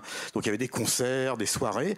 Et un soir, donc c'est dans un club de Miami. Et le DJ passe un morceau qui était un gros tube de l'époque, un rappeur qui s'appelait Akinile. Et le morceau s'appelait Put It In Your Mouth. Bon, si j'ai besoin de traduire. Donc voilà une ode à la fellation. Et je vois deux grosses nanas, deux noires. Dès que le morceau commence, elles commencent à danser comme des dingues et tout. Elles étaient à fond. Donc j'attends un petit peu, puis j'attends qu'elles sortent un petit peu de la piste, puis je vais les voir, je fais oui, bonjour, I am a French journaliste, j'exagère mon accent français. Juste, pouvez-vous me dire, est-ce que ça vous dérange pas? Parce que là, on est aux États-Unis, autant en France, les gens, les paroles, bon, ils s'en foutent. D'ailleurs, souvent, les rappeurs américains qui viennent dans des radios françaises, qui entendent ce qui se passe, ils font « Vous passez ça, vous êtes dingue !» Parce qu'ils ont un sens, quand même, les radios américaines, on peut pas dire « fuck »,« suck », c'est très censuré. Et donc là, je leur dis « Mais est-ce que ça vous dérange pas, des paroles comme ça ?» Et là, elle me regarde, elle s'expose de rien, elle me fait « It's a jam !» C'est un tube. Et nous, on sait que c'est pas nous dont ils parlent. Ces nanas, elles existent, c'est pas nous. Donc ça nous pose aucun problème de danser sur ce morceau-là, parce que nous, on prend ça pour ce que c'est, c'est-à-dire de l'entertainment. On n'est pas ces nanas dont ils parlent dans les chansons, donc ça nous pose pas de problème. Et c'était intéressant parce que la même chose en France, on aurait plus eu des réactions genre ouais, quoi, comment, de quoi ils parlent, qu'est-ce que ça veut dire, c'est sexiste. En fait, elles avaient pas du tout ce complexe, alors que justement, elles étaient dans le pays où les paroles étaient compréhensibles et comprises par tout le monde, mais ça n'était pas un problème pour elles. C'était assez intéressant comme différence de vision par rapport à une femme qui écoute du hip-hop macho. Alors, excusez-moi. Donc, s'il y en a qui veulent interagir, n'hésitez pas à lever la main parce que je vais vous passer le micro, même s'il y a un temps question à la fin. Voilà, parce qu'on n'a que 2 micros en fait. Pardon. Je voulais juste rajouter un truc que j'ai oublié de dire tout à l'heure, c'est que c'est assez frappant aussi si on compare dans la pop musique, l'émancipation des femmes dans les années 70-80, c'est passé par un corps androgyne. Je pense à toutes, je sais pas, toutes les chanteuses des années 70-80. Non, pas Madonna, non, avant. Non, Chrissy Hynde, voilà, toutes ces femmes-là, c'était un corps très masculin, Patti Smith, voilà, c'est ça que je cherchais depuis un moment, qui perdure quand même un peu aujourd'hui, alors que dans le hip-hop, les femmes ont pris un chemin, mais totalement inattendu. C'est la version... Je me rajoute du silicone partout pour avoir des ins, ça comme et des fesses comme ça. Et c'est vraiment un corps calipige, pour le coup, un archétype soi-disant africain qui est... Mais je trouve que c'est un symbole, c'est-à-dire exagérer toutes les parties sexuelles pour encore plus enfoncer le clou sur le pouvoir qu'elles ont et qu'elles sont capables d'utiliser. J'ai trouvé ça aussi admirable que la technique du boomerang. Voilà. Un petit mot encore sur les femmes. Moi, je me souvenir que j'ai toujours été entouré de femmes. J'ai cette chance. Bon, voilà. C'est normal avec le métier de DJ, etc. Mais c'est surtout que je voulais sur scène que j'avais des danseurs et qui étaient très dans un machisme total et que je voulais avoir les danseuses. Et j'ai toujours fait, je n'aime pas dire faire travailler, mais toujours embauché, toujours fait travailler la première compagnie féminine de danse. Elles dansaient et elles rappaient, elles faisaient leur show. C'était les Ladies Night que j'ai toujours soutenu, même dans mes clips, parce que la présence féminine était, c'est bien pour moi, aussi importante. Non seulement on avait du mal à recruter à l'émission de télé de trouver des danseuses, on en a trouvé 2. Et après, pour les tournées, j'aimais bien qu'il y ait la présence féminine sur scène. Pas seulement, mais pour que les autres femmes qui regardaient le spectacle s'identifient, se disent que elles, nous aussi, on peut faire partie de cette culture. Donc pour moi, ça a toujours été très important depuis le début du hip-hop. Voilà. On regarde une image avant le débat. Je vais aussi parler des femmes, du coup. Ouais. Oui. En fait, moi, en tant que danseur, c'est vrai que, et prof de danse hip-hop, en fait, 70 à 80% de nos élèves sont des filles et on sait tous qu'elles ont dû batailler pour faire leur place. Mais là où c'est vraiment flag, c'est dans le breakdance, parce qu'il y a un peu toutes les figures, et c'est vrai qu'à l'époque, les backspins, les filles faisaient des backspins, et donc c'est tout simplement tournant sur le dos en boule, comme ça. Et en fait, les phases, les windmills, donc les coupoles, les Thomas, c'était réservé aux garçons. Après, il y a des filles qui ont réussi à avoir des coupoles, il y a des filles qui ont réussi à avoir les Thomas, et maintenant, il y a des big girls qui gagnent contre des b-boys en power move. Donc les power move, c'est vraiment toutes les figures super difficiles où on vole comme ça pendant 30 secondes. Et en fait, c'est pour vous dire à quel point en fait, elles ont fait un travail immense sur le training et la détermination pour égaler, voire dépasser le b-boying, quoi. Ouais, actuellement, il y a des battles vraiment mix et les filles n'ont pas peur des garçons et ça, c'est fabuleux. Et maintenant, ça commence beaucoup plus tôt. Je sors du battle de 3 qui est un baby battle, Battle Kids, ça s'appelle. Et les filles sont encore plus terribles dans les battles que les garçons. Et ça, c'est exceptionnel. Voilà. Ouais. Et aussi, avant, elles imitaient dans leur danse, elles imitaient les garçons. Ouais. Du coup, ça faisait très b-boy. Ouais. Et après, des big Ça a girls changé. comme Bibiche et d'autres, en fait, elles ont, enfin, après Bibiche, une fille des Wanted. Big Girl Sissi, qui non, fait les Jeux Olympiques aussi. Bah, ouais, voilà, Soraya, qui a commencé vraiment à danser, à rajouter des steps un peu top rock, salsa, etc., sa propre féminité.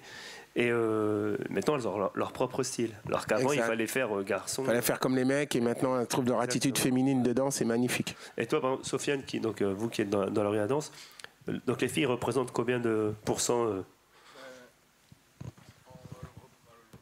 Elle représente environ, je dirais, 70-80% des élèves, de l'effectif, les filles. Non, ça arrive, c'est en train de se démocratiser chez nous. Nous, on est une école justement qui est plus axée sur la danse debout. C'est historique, c'est comme ça. Surtout ici à Roubaix, ça a toujours été la danse debout qui a toujours été prédominante. Et puis, on arrive justement sur du b-boying tout doucement, en fait, on commence.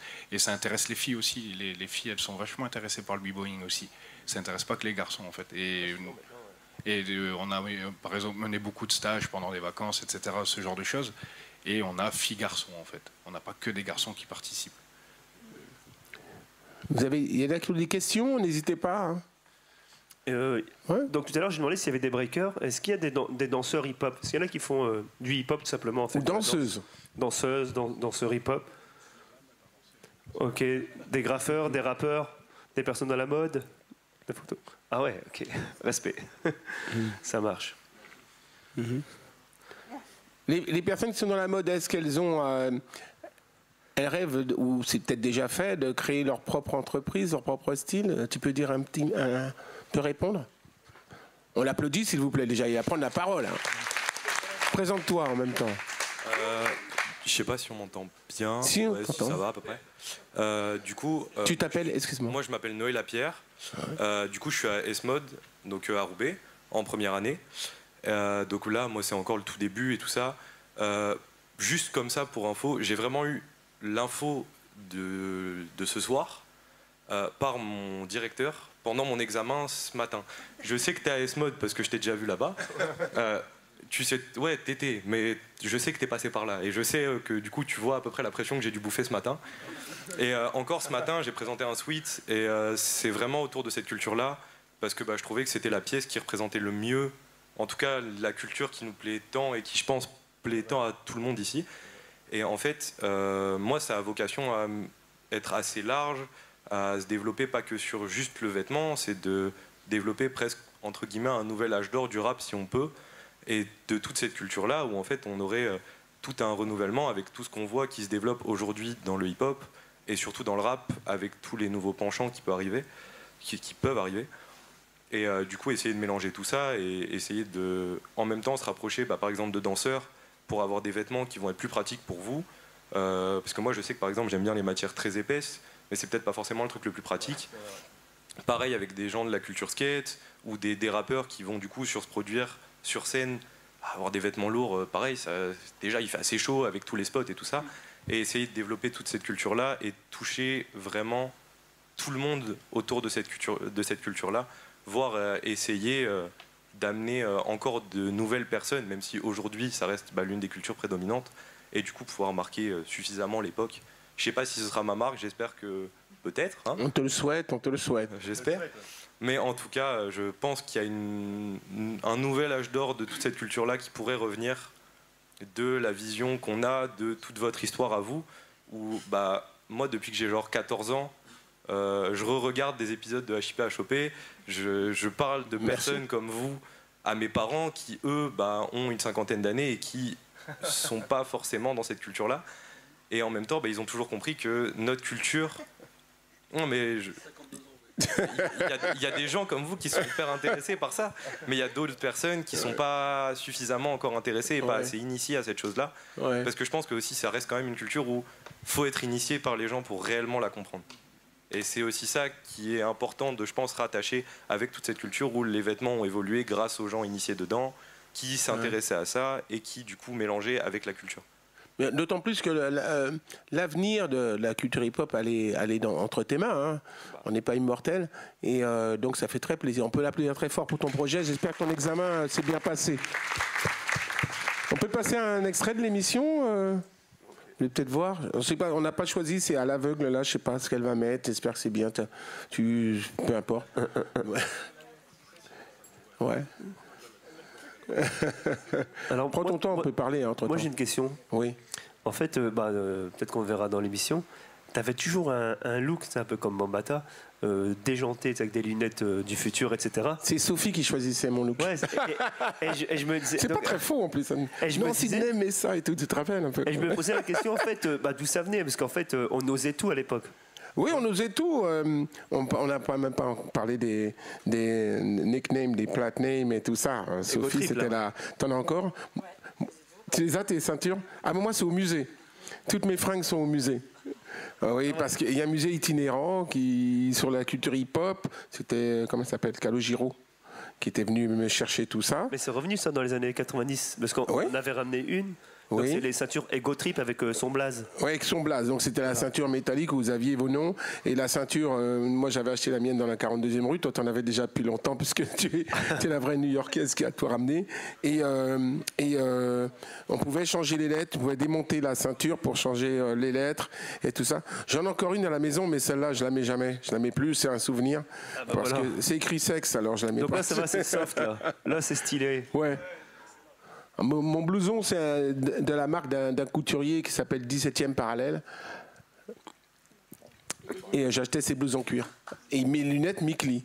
Alain Mikli, qui est toujours là, Alors, il n'y a peut-être pas le son. Là, c'est Madonna quand même. On n'aura pas de son, alors, je crois. Bon, malheureusement. Mais bon, vous tapez Sydney Hip Hop. Et derrière, il y a Mohamed des Magnificent Force. Qu'est-ce qu'il fout là? Qu'est-ce qu'il devient d'ailleurs? J'ai pas de nouvelles. Si, moi, oui, il est en Italie. Ouais. Fred au platine. Était le clavier. Et voici Madonna. Holiday. Mais la personne, la personne ne la connaissait. La personne connaissait. En fait, là, aux États-Unis, elle commençait à être un peu connue. C'était déjà son 3e single, ça, quand elle est venue. Ouais. Elle était connue dans New York. Alors, faut quand même expliquer parce que normalement, elle a rien à foutre là. Madonna est une chanteuse pop, oui.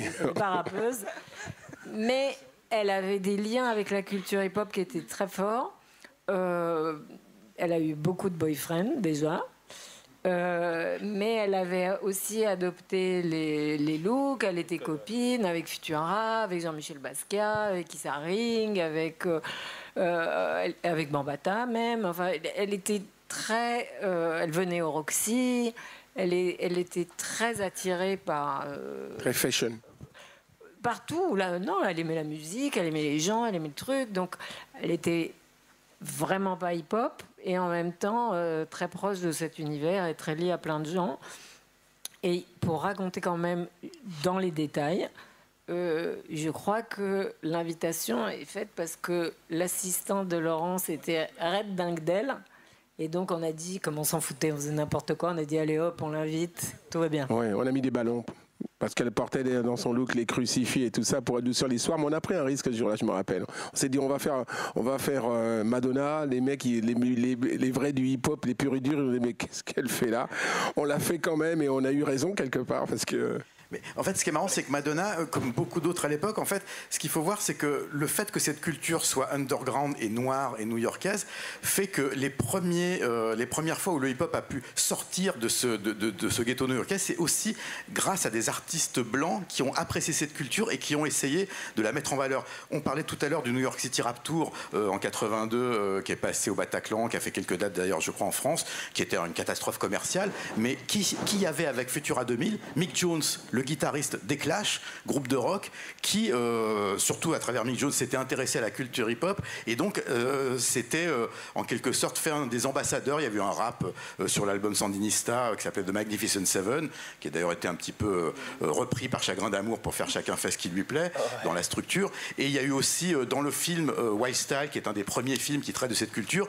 Qu'est-ce qu'on voit dans le film? C'est une journaliste blanche, blonde platinée, qui rentre dans ce milieu et qui va le découvrir. Il y a toujours ce côté genre et Blondie avec le morceau Rapture qui reprenait des extraits de Grandmaster Flash, qui name dropait les rappeurs de l'époque. Donc il y avait ce côté, le rock blanc va vous ouvrir une porte sur cette culture noire. Ça a été une des portes d'entrée du rap qui fait que ça a été validé par des artistes avant que ça devienne évidemment une musique qui n'avait plus besoin d'ambassadeurs blancs ou n'importe quelle couleur pour ensuite exister. Mais ça, c'était un truc qui était assez important à l'époque. Exact. Et en fait, c'est surtout les punks. Parce que c'était une autre culture underground qui était plutôt rejetée. Et donc, le hip-hop est surtout né dans le Bronx et il y en avait un petit peu aussi à Brooklyn. Et il ne venait pas à Manhattan. Donc, la porte d'entrée, ça a d'abord été le Negril que j'ai mentionné tout à l'heure, puis le Roxy. Mais ça a aussi été... tous les artistes punk, j'ai cité tout à l'heure Talking Heads, mais il y en a eu bien d'autres, c'est-à-dire que les premiers qui ont compris qu'il y avait un lien, qui était un lien contre-culturel, c'était eux. Et la pop est venue un petit peu après, mais c'est vrai que c'était les deux rejetés, quoi, les deux cultures rejetées. Et tout à l'heure, je ne sais plus qui parlait de Mr. Freeze, le voilà. Ouais.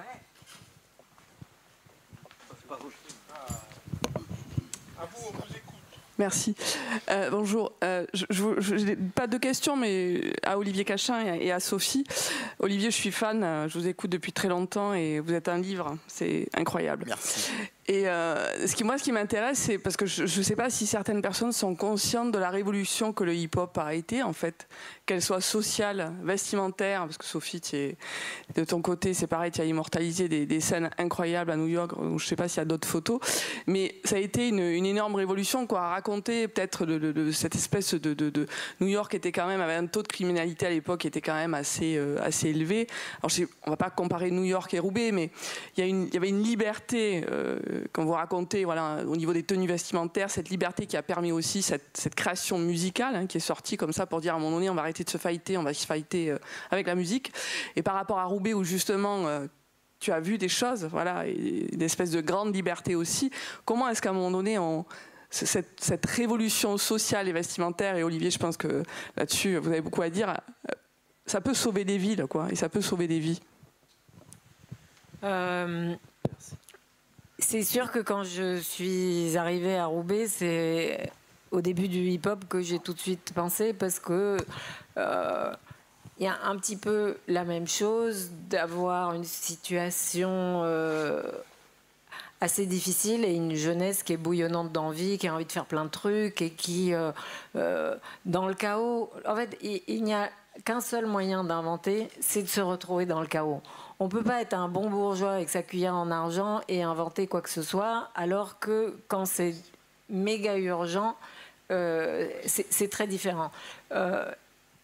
Alors ici, c'est la ville du tissu et ça m'a frappé de voir que c'était ça le fil conducteur plus que la musique. C'est-à-dire, j'ai vraiment un peu l'impression d'un modèle équivalent et inverse en même temps. Mon vécu du hip-hop à New York, c'était la musique au centre et la représentation en images qui venait habiller tout ça, habiller cette énergie véhiculée par la musique, que ce soit les graffitis, les fringues, tout ce qui était de l'ordre du visuel était très coloré et dynamique. Et puis ici, j'ai vu un petit peu l'inverse, me semble-t-il. C'est une histoire du textile qui est intrinsèque à l'histoire de la ville et que du coup, c'est plus ça le biais. Alors peut-être aussi parce qu'à travers Anti-Fashion, qui est un vecteur d'insertion par le tissu et la récupération du tissu pour en faire autre chose, c'est peut-être ça aussi, mais j'ai pas l'impression, parce que ça fait quand même 4 ans que je viens régulièrement et que je fais beaucoup de photos, je trouve qu'il y a une identité propre dans la manière dont les gens s'habillent, dans l'importance qu'ils y attachent, dans la créativité, etc. Mais je vois régulièrement que s'il y a un rappeur local qui veut faire un clip, ben, quelqu'un d'autre va l'aider à faire le stylisme, à prendre la caméra, à faire les photos, à machin. Donc il y a ce même esprit un peu collectif, me semble-t-il. Est-ce que demain, Roubaix sera le centre d'une nouvelle culture qui naît par le tissu et qui se propage tel un virus ailleurs dans le monde? Je le souhaite, mais je n'en sais rien à ce stade. Oui, et puis pour rebondir sur ce que tu disais par rapport à l'importance de cette culture, je crois qu'il y a quelque chose qu'il faut voir, qui a aussi beaucoup changé aujourd'hui, c'est que quand le hip-hop arrive, les Noirs américains, comme image, ils ont quelques sportifs, quelques acteurs, pas beaucoup, mais le principal modèle que va avoir un jeune de quartier, c'est le dealer du coin. Et comme espoir de succès, le rap est venu s'intercaler entre la délinquance et puis le sport. Et le fait qu'il y ait des gens qui représentent tous ces gens, c'est ça qui était très important. En fait, quand on parlait tout à l'heure du vêtement de luxe, les chaînes en or, tout ça, moi, il y a une phrase qui me revient souvent de Ali, le rappeur de Lunatic, le groupe qu'il a formé avec Booba. Comment mépriser l'argent quand on n'en a pas? Dire l'argent, c'est pas important, c'est un truc de riche. Quand on est pauvre, on a envie de montrer qu'on est riche, même si on l'est pas. Le grand reproche qu'on faisait à l'époque aux rappeurs, c'est mais regardez, ils disent qu'ils viennent des quartiers, mais ils ont les dernières pompes à la mode, ils sont habillés. Bien sûr, ils font semblant d'être riches. Au début, avant de l'être vraiment, avant que des Jay-Z construisent des empires, avant que des Kanye West fassent des marchés de millions de dollars avec des grosses marques, c'était l'illusion de la richesse. Les grosses voitures, elles appartenaient pas forcément aux mecs qui les avaient dans les clips. Les chaînes en or, c'était de la joncaille, c'était pas du vrai truc, mais c'était cette idée de dire j'existe, je ne suis pas une statistique qui va finir en prison ou entre quatre murs d'un cercueil, je peux faire autre chose, je représente quelque chose. Et cette représentation, cette idée de represent, qui était le grand mot de l'époque, c'est aussi ça qui fait que, dans un premier temps, pour les Noirs américains, puis après, pour beaucoup d'autres gens, puisque en France, c'était pas que les Noirs, c'était aussi les Noirs et les Arabes, et les jeunes de banlieue en règle générale, tous les gens qui étaient oubliés, qui étaient effectivement des statistiques, qui, à travers cette musique, ont pu trouver une existence, trouver une façon d'exprimer un art, de quelque chose qu'ils avaient en eux, mais qui ne pouvaient pas passer par le côté officiel de la culture musicale avec des cours de musique, du solfège, du violon. C'est pour ça que le coup des platines et de rapper dans la rue avec des gens qui font de la human beatbox, c'était des trucs de pauvres. À la base, c'est une musique de pauvres. C'est une musique pauvre, mais une musique qui dit tellement de choses et qui a tellement d'énergie en elle que finalement, cette pauvreté, elle a été transcendée. Aujourd'hui, c'est plus le cas. Les rappeurs sont pas forcément des gens qui n'ont pas les moyens de prendre des cours de musique ou d'acheter des instruments, mais c'est devenu un système en soi. Et cette représentation, c'est quintessentiel dans l'importance de cette culture. Si c'est pas un hasard, si encore aujourd'hui, même si c'est une musique qui est riche, enfin qui remplit les salles et qui fait le top des streams, les gens qui les font sont toujours à 90% des gens qui viennent des quartiers pauvres. Bien sûr, il y a des gens qui sont devenus riches, ou même il y a des gens un peu plus aisés qui vont rentrer dans cette culture, et la porte leur est ouverte. Le fils de Sarkozy, Pierre Sarkozy, Mosette, son prénom, c'est quelqu'un qui est un producteur de hip-hop. Il bosse avec La Rumeur, qui est un groupe qui n'a pas beaucoup de leçons à recevoir d'intégrité, mais le gars est bon et il est là pour ça. Mais à 95%, encore aujourd'hui, les nouveaux artistes, c'est des gens qui vont venir de milieux extrêmement modestes, de quartiers complètement pourris, et qui vont, à travers le hip-hop, trouver une identité. Donc la représentation, c'est quelque chose qui, encore aujourd'hui, est très très important dans l'importance de cette culture-là, je pense. Carrément. Et pour revenir... Pardon, Stéphane, tu voulais rajouter un truc ?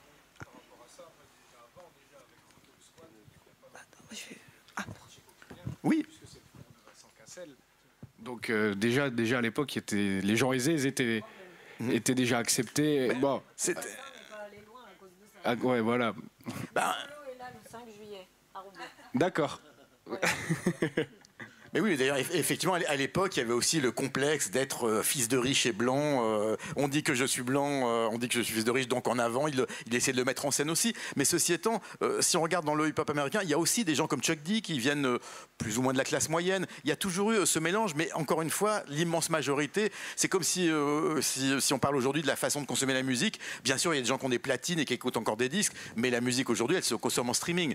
Le hip-hop, même si effectivement il va y avoir des fils de riches, il va y avoir avoir des gens bien nés, comme on dit, ça reste quand même une musique qui vient des quartiers ou du ghetto, selon qu'on est américain ou français.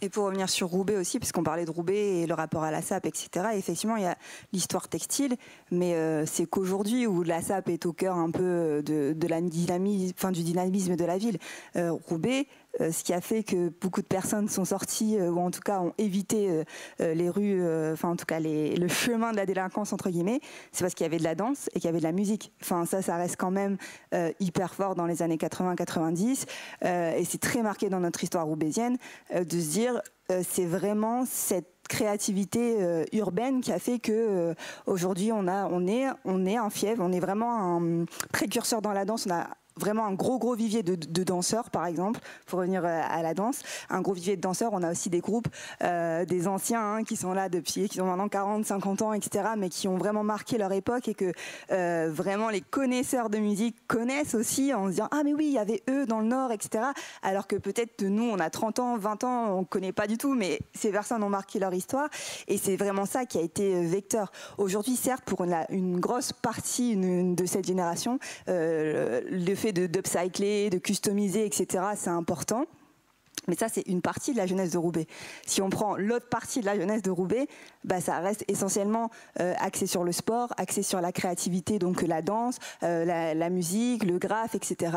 Et on peut pas, ça n'a rien à voir avec ce qui a pu être l'énergie dont témoignait tout à l'heure Sophie sur New York. On n'est pas du tout sur la même chose. On a vraiment l'urgence, encore une fois, de sortir de sa condition sociale. Et je pense que là, je vois plein de Roubaisiens et qui hochent la tête parce qu'on sait de quoi on parle.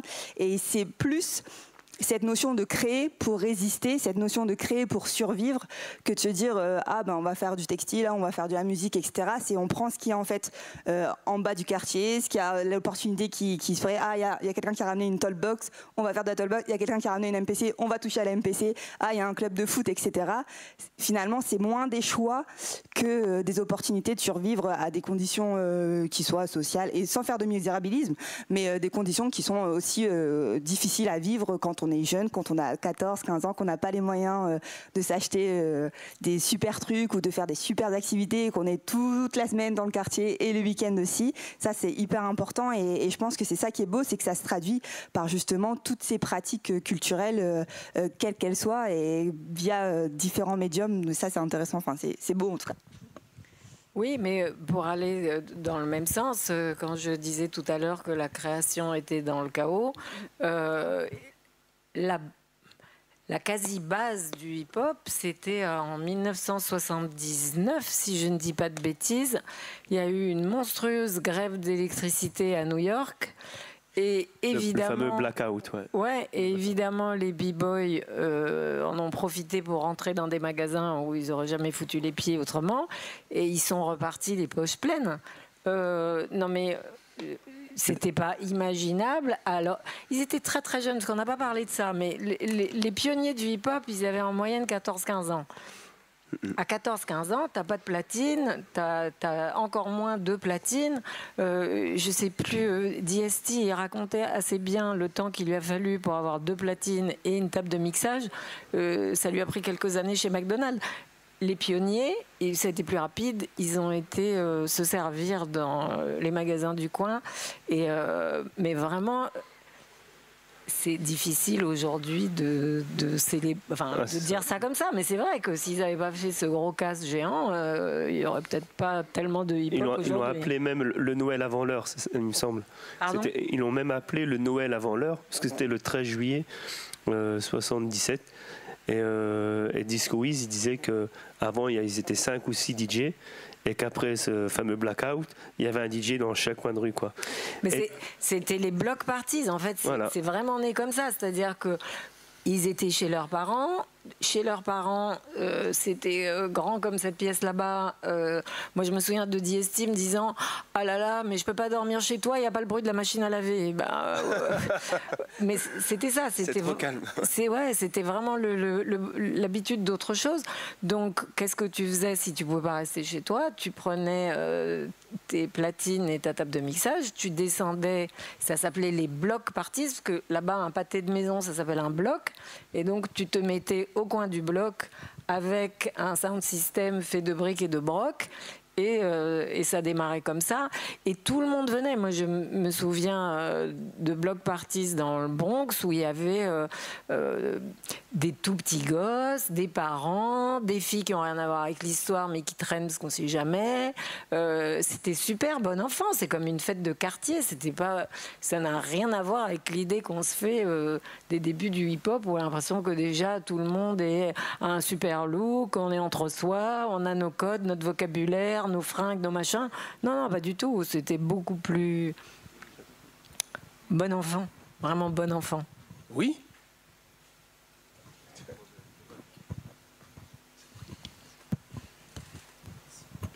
Bonsoir. Moi, je voulais juste après compléter un petit peu sur ce qu'on disait sur cette jeunesse roubaisienne qui part... en fait, le vêtement serait un vecteur aussi de s'élever, etc. Justement, moi j'ai fait S-Mode et je me considère privilégié d'avoir fait cette école parce que c'est une école qui coûte 10 000 € l'année. Et les Roubaisiens en général n'ont pas accès à ce genre d'école. Et donc c'est là où par exemple une initiative comme Anti-Fashion est vraiment cool parce que du coup ça permet à des gens des quartiers populaires de vraiment pouvoir essayer de s'exprimer par le vêtement. Mais globalement, par rapport à l'histoire textile de Roubaix qui est justement aussi populaire parce que c'était des ouvriers qui travaillaient dans ces usines, justement ce côté populaire je trouve est encore trop oublié à Roubaix au niveau textile où il y a plein de jeunes. Il y a Caïs devant qui pour le coup est pur produit roubaisien qui a créé sa marque de vêtements et qui représente un petit peu cela, mais globalement c'est encore des gens d'ailleurs qui viennent à S-Mode Roubaix pour créer et pas vraiment des Roubaisiens. Et moi-même, j'ai pas forcément vécu à Roubaix, j'ai toujours traîné à Roubaix parce que c'est par la culture hip-hop que moi je suis né, que ma passion autour de celle-ci m'a amené ici. Mais voilà, c'était pour un petit peu recentrer aussi là-dessus et dire qu'en vrai, justement, les Roubaisiens, pour l'instant, au niveau textile, ne sont pas encore assez représentés à mon humble avis.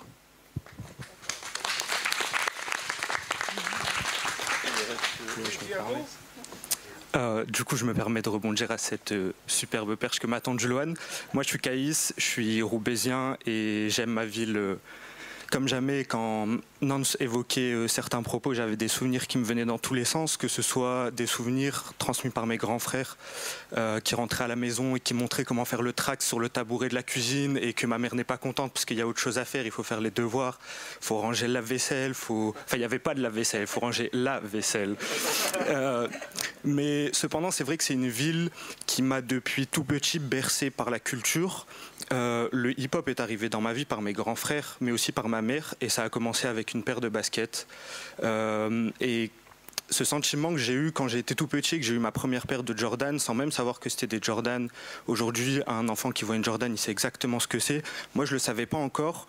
Et quand Sophie, tu as dit, j'ai compris quand je l'ai vu, moi j'ai compris quand les autres l'ont vu. C'est-à-dire que ma paire de Jordan ne m'a rien évoqué tant que les autres ne l'avaient pas encore vue. Et c'est dans leur regard que j'ai ressenti des émotions. Aujourd'hui, je suis un jeune de 25 ans qui a grandi à Roubaix, qui y vit toujours. Le passé textile, je l'ai appris par le temps, mais c'est pas lui qui m'a marqué. Et aujourd'hui, si j'ai créé une marque de vêtements, c'est pas par le passé textile de ma ville, mais c'est par son côté hip-hop. Comme Loane l'a dit, ici on a une école de mode qui s'appelle S-Mode, qui est très prestigieuse et par laquelle passent de nombreuses personnes, certainement très peu de Roubaisiens. Ils créent des stylistes avec une créativité hors pair, un aspect technique incomparable et une technicité qu'on n'aura pas, nous, dans la rue. Mais le hip-hop, c'est pas seulement ça. Le hip-hop, c'est s'approprier des choses, changer leur sens et leur donner une nouvelle signification. Le hip-hop, il a toujours été dans ma vie et on parle aujourd'hui d'upcycling, de revalorisation de textiles, de réutilisation. C'est cool, ça devient tendance parce qu'on nous parle de planète, parce qu'on nous parle d'écologie. Mais au final, l'upcycling, la réutilisation, ça a toujours été présent dans nos vies. Parce que la fin justifie tous les moyens. Quand j'arrive au collège ou au lycée et que j'ai envie d'avoir des sapes Ralph Lauren parce que j'ai envie de m'identifier à la fois aux rappeurs que j'écoute grâce à mes grands frères, mais aussi aux autres personnes de mon lycée ou de mon collège qui portent du Ralph Lauren, je ne vais pas le voler, je ne vais pas l'acheter en boutique. Je vais l'acheter en brocante, je vais aller le récupérer sur des sites comme Le Bon Coin, parce que la fin justifie tous les moyens. Donc l'upcycling, la réutilisation, ok, aujourd'hui c'est hype, c'est stylé. Mais ça a toujours existé dans nos vies, et je trouve qu'il n'y a rien de plus hip-hop que ça. Le hip-hop, ok, c'est Faire de la danse, c'est faire du hip-hop, mais c'est avant tout s'exprimer, c'est avant tout dire j'existe. Et c'est en ça que Roubaix est ultra hip-hop, c'est Roubaix aujourd'hui. Roubaix a envie de dire j'ai existé, mais surtout j'existe. Il y a le passé textile, mais il y a la jeunesse roubaisienne d'aujourd'hui. Vous la connaissez avec Anti-Fashion, on la connaît avec Dans la rue la danse. Et c'est une chance qu'on a d'être à Roubaix aujourd'hui parce qu'il y a une jeunesse qui dit j'existe et demain j'existerai encore. Excuse-moi, tu fais du peurin? Bah tu devrais. Le hip-hop c'est tout, le hip-hop c'est la sable pour la paix, le message il reste positif, c'est ma marque de vie. Je t'écoute, vraiment très fort. La paix et le hip-hop c'est danser, aujourd'hui le hip-hop c'est s'exprimer. On l'applaudit encore s'il vous plaît pour bien terminer, c'est les bonnes phrases de fin. Roubaix existe. Je vais terminer là-dessus. Je suis venu à Roubaix en 1984, je crois, avec mon équipe, les PCB dansaient. Et c'était avec la compagnie dans la rue La Danse, qui était pour moi les premières associations de hip-hop en France. Donc Roubaix fait forcément partie de cela. Il y a Toulouse aussi, Marseille un petit peu, mais vraiment Roubaix, c'est vrai. Applaudissez-vous très fort, Roubaix. Merci pour tout. Oui. Quelqu'un veut dire un petit mot avant qu'on se quitte? Un petit passage de micro. Voilà, n'hésitez pas à vous le passer. Libre antenne, libre moi, parole. Enfin, je suis pas forcément. J'allais dire, en fait, moi, vous m'avez changé la vie, en fait. Depuis que je suis petit, je vous suis, en fait. Dire que, enfin, je vous trouve vachement modeste, parce que, franchement, ça a été une révolution à l'époque. Il n'y avait pas les réseaux sociaux, il n'y avait pas. Bah ouais, il y avait une ou deux chaînes à la télé, c'est ce qu'on disait tout à l'heure. Moi, j'étais quelque part issu des quartiers aussi populaires. Pas Roubaix, mais pas très loin, en fait. Où Je viens d'Oisem, en fait. Voilà, quartier lillois, quartier de Lille populaire. Et en fait, moi, je connaissais pas du tout. La funky music, forcément, le disco, on connaissait. Mais vous avez amené quelque chose qui était nouveau à l'époque. Et ça nous a permis de voir des vedettes américaines qu'on pensait jamais voir en France. Et dans votre émission, on en voyait des tas. Donc c'était, pour moi, c'était une révolution totale. Et pas que dans la musique, que dans la mode aussi. C'est-à-dire qu'on a commencé à porter des choses un peu délirantes, on va dire. Bon, il y avait les années disco quand même qui avaient bien alimenté la chose, mais c'était pas du tout la même chose. Là, c'était vraiment une mode dans laquelle chacun pouvait se retrouver. On n'était pas forcément dans des clichés. Chacun choisissait la mode qu'il voulait porter. Je trouvais ça bien. Mais par contre, on avait, dans chaque quartier, je trouve qu'on avait quand même un style. C'est-à-dire qu'on essayait entre copains d'essayer d'adopter des codes, en fait. Et même si j'étais pas danseur, moi personnellement, j'avais des copains qui dansaient très bien et j'ai suivi un petit peu leur mode vestimentaire. Et aujourd'hui, j'accompagne ma fille ici, un peu le hasard de vous retrouver, parce que je savais pas que vous veniez et en fait, c'est une surprise magnifique en fait. Ça me fait très plaisir, ça me touche. Exactement. C'était pas mon émission, hein. C'était notre émission. Je réponds même pas à ça, c'est très bien, merci, c'est que de la reconnaissance. Des petits mots encore pour la fin, là. Des petits messages, qui prend la parole? À vous, la parole. Bonsoir, je m'appelle Nicolas. J'ai entendu beaucoup de choses ce soir, et notamment de Sophie, qui m'ont fait penser à la série de Get Down. Je voulais avoir un avis d'un des experts présents ce soir sur cette série. J'ai eu beaucoup de plaisir à la regarder, mais je sais qu'il y a aussi un peu le côté un peu souple dans la série qui a été un peu critiqué, mais je trouve qu'il y a quand même plein de choses qui ont été décrites et qu'on retrouve quand même dans cette série. Voilà. Donc si je peux avoir un avis. Voilà, je vais juste dire un truc, c'est que dans la série Get Down est représenté l'un des premiers DJ qui a fait les block parties, qui s'appelle Cool DJ Herc, et qu'il s'avère que Cool DJ Herc, moi je suis DJ aussi depuis 1974, Cool DJ Herc et moi on a le même âge. C'est magnifique, hein. C'est très très vieux, beau. Hein. C'est pas beau ça. Très beau. Pour la série, en fait, elle est quand même pas mal du tout, mais je sais pas si vous avez vu, en parallèle, il y a eu, donc c'est une série, Get Down, c'est 4 ou 6 épisodes, j'ai oublié, de la première saison, j'ai oublié. Enfin, en tout cas, il y a eu en parallèle, toujours sur Netflix, une série documentaire qui raconte exactement la même chose, sans l'histoire d'amour un peu cuculapraline qui est au milieu, et c'est vachement bien fait. Mais j'ai oublié le nom, mais dans Get Down, le truc qui m'a vraiment beaucoup plu, c'est la façon dont ils ont intégré des images d'époque à la série. Et ça, vraiment, au lieu de reconstituer des trucs impossibles, d'avoir fait ça, j'ai trouvé ça super smart et juste. Après, sur l'état d'esprit général de qu'est-ce qu'était le début, c'est plutôt assez juste. Mais le documentaire, c'est toujours mieux. Je crois que c'est de La Chapelle. Non, c'est pas celui de La Chapelle, c'est un autre qui est aussi qui était sur Netflix. En tout cas, j'ai oublié, mais ils sont sortis les deux en même temps et c'était vachement malin. Oui, d'ailleurs, il y a eu le même type de phénomène en France avec Le Monde de Demain, qui racontait les débuts du hip-hop en France avec NTM, Dynasty, Assassin, tous les groupes. Et ce qui est intéressant, c'est de voir qu'on est arrivé à un cycle où maintenant, effectivement, comme on le disait tout à l'heure, aussi bien dans des maisons comme Lacoste ou dans des productions télévisuelles ou cinématographiques, on a une génération qui est née avec le hip-hop, puisque maintenant, ça fait 50 ans que ça existe. En France, ça fait plus de 30 ans que c'est vraiment une réalité.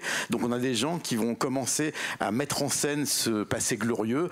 On a eu Achetant des têtes de bois pour montrer les vieilles stars des 60s, le Star 80. Et ben aujourd'hui, il y a eu l'âge d'or du rap français qui était une tournée où il y avait les rappeurs des 90s. Et on commence à voir cette histoire des années 90 à travers des scénarios de fiction ou des reconstitutions d'une réalité comme dans Le Monde de Demain. Et c'est intéressant parce qu'effectivement, ça veut dire qu'on est passé à une autre étape, puisque maintenant, ça fait partie de l'histoire finalement. Pour moi, on a oublié juste une marque qui, pour moi, est fondamentale et représente vraiment les valeurs du hip-hop, c'est Fubu, dont le slogan, c'est vraiment « pour nous, par nous ». Et j'ai peut-être, mais en tout cas, pour moi, us, by us, ouais. C'est ça, c'est vraiment pour moi ce qui manque, on va dire, et là où il y a la liaison entre la SAP et la danse, le hip-hop, le rap en général, se fait pas encore totalement. C'est justement, au lieu d'aller chercher des Louis Vuitton, des Dior, des Gucci, faudrait retourner vers les acteurs du hip-hop qui sont des danseurs, des rappeurs ou autres, qui sont aussi des créateurs de mode, qui ont des vraies démarches, des vraies marques et des vraies valeurs à proposer. Et c'est là où aussi on pourrait peut-être plus tous ensemble se pousser vers le haut et justement moins donner d'argent à un Nike ou un Louis Vuitton qui en vrai de vrai nous respecte pas. Et voilà. Après, il y a quand même des marques indépendantes qui font aussi staff de... Tout à l'heure, on parlait que le vêtement, c'était pas seulement un vêtement, mais c'était aussi porteur d'une histoire et qu'il y avait vraiment des créateurs qui se cassaient la tête autour de ça. Mais je pense notamment à Daily Paper à Amsterdam, je pense notamment à Cortez en Angleterre, où vraiment on a des créateurs qui sont de plus en plus dans la démarche de redorer la culture hip-hop et que le vêtement n'est pas seulement un vêtement. Il est porteur vraiment d'une histoire, d'un message, d'une énergie aussi et d'une certaine mentalité, etc. Et ça, c'est important. Après, effectivement, on ne peut pas non plus aujourd'hui lutter contre les grosses marques et je pense notamment à... Oui, on peut, mais je veux dire d'un point de vue marketing, c'est vrai que quand on a un Chanel, un Dior ou autre qui va faire appel à ASAP Rocky, parce que ASAP Rocky, il représente tellement pour porter ce genre de truc et qu'on a donc ces nouvelles égéries qui... pour le coup, n'étaient pas, on les aurait jamais appelés il y a 10 ans. Effectivement, il y a tout ça. On est toujours dans cette ambivalence de qu'est-ce que nous on fait, vers quoi nous qu'est-ce qu'on consomme. Et ça, c'est de l'éducation, encore une fois. Qu'est-ce qu'on consomme, etc. Parce que Dior, il n'en a strictement rien à faire que ce soit ASAP qui soit devant ou que ce soit je sais pas qui, ou quand on prend... j'ai plein d'autres exemples en tête. Et c'est ça aussi, je pense que c'est là où la créativité est encore une fois importante, c'est quand je repense à Cortez, quand Cortez décide de faire un merch sauvage à Paris, eh ben, c'est là aussi où ça se joue, en fait. C'est là où on est en train de faire tomber finalement le capitalisme, entre guillemets, parce que le gars, il arrive avec sa marque, il vend ça. Il sait qu'il va vendre, c'est pas le problème. On sait que s'il fait ça, c'est marketing, il va vendre, etc. Mais il y a ce truc de on va donner aux plus pauvres, on va donner gratuitement, etc. Et là, je pense que c'est de là où cette inventivité, cette créativité, elle peut vraiment retourner, remettre les choses en place, entre guillemets. Pardon, ça me fait juste penser à... Je ne sais pas si certains d'entre vous ont vu une réaction de Cardi B et Offset à la campagne que Beyoncé et Jay-Z ont fait pour Tiffany. Je sais pas vous, mais moi j'étais juste éberluée de voir un truc aussi atroce et un rêve aussi petit bourgeois, d'avoir envie de se montrer en smoking, robe longue, piano à queue. Et Jean-Michel Basquiat qui devient le papier peint de chez Tiffany, c'était vraiment un truc que j'ai trouvé atrocissime, mais comme rêve, comme ambition, voilà, de se dire j'ai envie d'être l'égérie de cette marque et de me caler sur un rêve de Audrey Hepburn et du cinéma hollywoodien des années 40 ou 50, qu'est-ce qu'on a à foutre? Et pour en revenir à mes amis Cardi B et Offset, ils ont fait une pub géniale où ils sont habillés exactement pareil que les deux autres. Elle en robe longue, lui en smoking. Ils sont pareils, assis à une petite table, dîner en tête-à-tête, amoureux, machin, etc. Et ça commence vraiment de la même manière. Et puis, la serveuse apporte 2 sacs de chez McDo avec le menu tout prêt. Et à ce moment-là, ils redeviennent eux-mêmes avec leurs fringues. Et j'ai trouvé que c'était une claque géniale pour dire non, nous on reste fidèles à notre histoire et à nous-mêmes. Et on n'avale pas ce truc qui m'a refait vomir avant-hier quand j'ai vu le défilé de Pharrell Williams pour Vuitton, qui est vraiment un truc cauchemardesque. Et ils sont tous venus en délégation, attirés par quand même le pont recouvert en damier or. Je sais pas, on peut quand même bloquer la rue pendant 48 heures pour que... Enfin, je sais pas, bref, ça m'énerve. La Yellow Brick Road. La maire de Paris. Merci à vous tous. Vous avez des questions? Où est l'autre micro? On n'a plus que le nôtre. Ah, vas-y, on vous écoute. Non, pour le coup, en fait, c'est peut-être ma vision qui parle des choses parce que j'ai que 18 ans, parce que, genre, quand, aux yeux peut-être de mon oncle, vous êtes déjà des légendes, moi, j'étais même pas né. Et en fait, nous, aujourd'hui, on grandit avec aussi un truc qui est génial, qui est les réseaux sociaux et qui est Internet, comme il peut être super dangereux. Hein. Mais qui, comme vous le disiez au début, c'est que ça n'a pas aidé au développement de la culture hip-hop à l'époque parce que ça n'existait pas. Et aujourd'hui, on a des gars qui sont super forts. On a des gars comme Seb Lafrite qui a énormément parlé de tout ce qui est culture musicale, qui, je crois que c'est 2015 ou 2016, sortait son premier documentaire sur le rap où il racontait, je crois en peut-être 50 minutes, toute l'histoire du rap pluso-américain. Et après, récemment, on a eu aussi Raska qui a, lui, cité par contre l'histoire du rap français, qui a après refait une vidéo où il parlait des femmes dans le rap et où du coup vous êtes cité énormément parce que votre impact il est énorme surtout en France.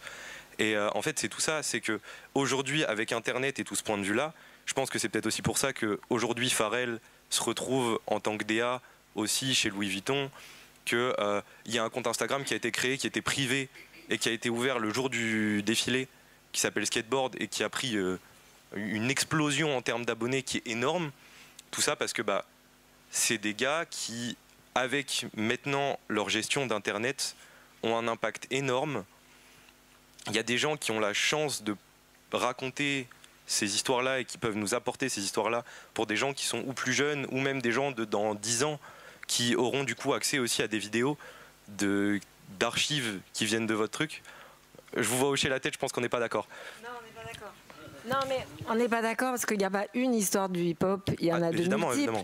Quand je suis arrivée des États-Unis et que je voyais ce que les médias racontaient sur ce qu'était le hip-hop, mais même au sein du hip-hop, par exemple, une incompréhension du vocabulaire en France, on utilisait un mot pour un autre, on appelait ça le smurf alors que ça n'avait rien à voir. Enfin bref, il y a eu tout et n'importe quoi. Mais il y a eu aussi un état d'esprit très différent. C'est-à-dire que là où, aux États-Unis, le hip-hop est né de la nécessité de rendre beau un monde qui était vraiment... Non, mais c'était... Le Bronx, c'était un pays en guerre. Il y avait des rues entières où il n'y avait plus d'immeubles. Donc, faire des graffitis où tu marques ton nom en énorme avec des couleurs sublimes, porter des fringues, les baskets qui étaient lavées tous les soirs en brossant, à part avec une brosse à dents pour que ça soit nickel, elles sont toujours neuves. Tout était fait pour se persuader soi-même qu'on est dans un monde meilleur, et donc c'était dans une optique à l'américaine méga optimiste. Depuis quand le français est optimiste? Ah ouais, Pas non, du mais ça, tout. évidemment. Donc ici, c'était le contraire. C'est-à-dire que c'est l'esprit révolutionnaire français qui a pris le dessus. Moi, je me souviens des premiers graffiti artistes. Je les regardais en disant non mais ils sont dingos, eux. Ils allaient faire des trucs dans le métro Louvre, qui était la seule jolie station de métro qu'on avait. Et c'était donc l'inverse. C'était ah non, on va aller attaquer les lieux des riches pour les détruire. C'est pas on va aller dans les quartiers dégueux pour les rendre beaux. Donc c'est un état d'esprit qui a rien à voir. Et chacun a raconté sa propre histoire. Ça aurait été incohérent de raconter en France « Ah, c'est super, on va faire un monde qui est beau », alors que le caractère français déteste cette idée-là.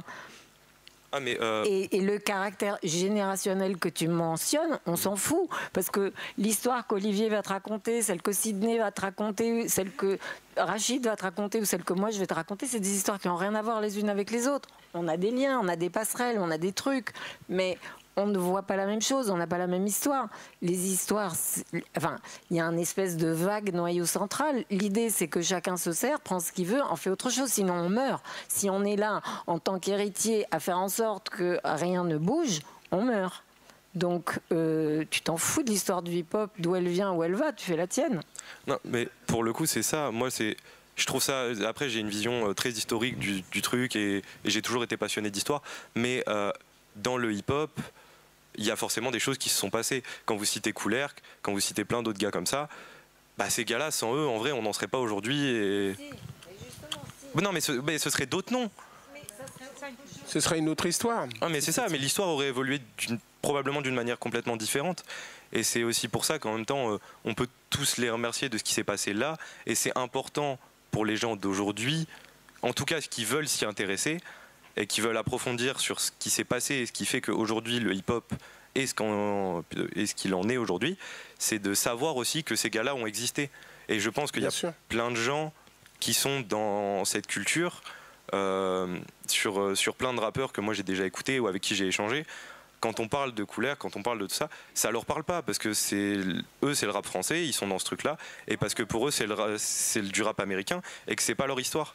Et en fait, c'est ça, c'est que on voit l'évolution de, je pense, qui sont les deux plus grosses nations sur le rap, qui sont les États-Unis et la France, parce qu'on a quand même une histoire assez importante là-dedans, qui font que aussi, bah, du coup, on a deux histoires complètement différentes. Et quand aux États-Unis ils vont citer Kool-Herc, évidemment, ça a impacté en France, mais c'est pas l'impact le plus gros. Par France, tu vas citer Sidney.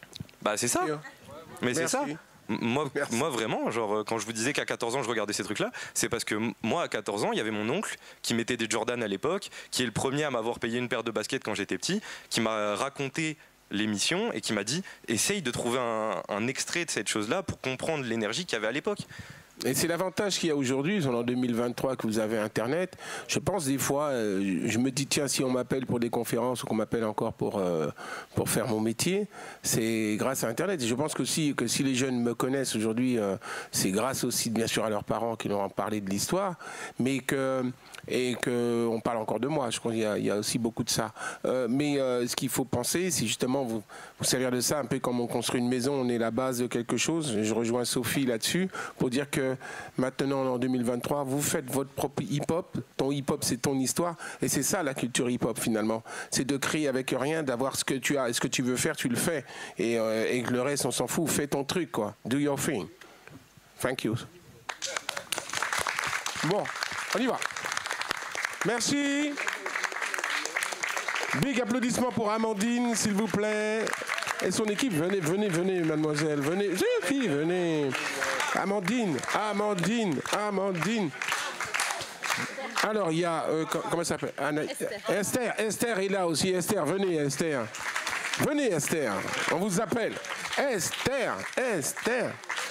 Il y a d'autres personnes parce que tu n'es pas toute seule dans l'équipe. Olivier, s'il vous plaît, c'est vos applaudissements. Olivier. Yeah. Quel pantalon. Il y a du style, hein. J'en ai comme ça, c'est des pantalons de danseurs, ça. Claquette. On ne danse pas, hein? Ensuite. Donc nous, Maison de Mode, on tenait à vous remercier d'être ici. Franchement, c'est un honneur de vous avoir tous réunis aujourd'hui. En plus, on a passé une super journée tous ensemble. Merci à tous d'être présents pour les interactions, les questions. C'est cool. Juste, moi je suis le directeur de Maison de Mode. Je veux tous vous remercier d'être là, remercier Amandine, Esther qui a préparé cet événement et bien évidemment la ville de Roubaix et Urbex. Et merci à tous d'être venus. C'était vraiment super. Tout le spectacle qu'avait préparé déjà Amandine lundi avec les danseurs, c'était génial. Et encore ce soir, c'est génial. Donc merci à tous, super. Et merci à Anti-Fashion aussi. Yeah, hip-hop, don't stop. Le hip-hop ne s'arrête pas, voilà. Make your body rock.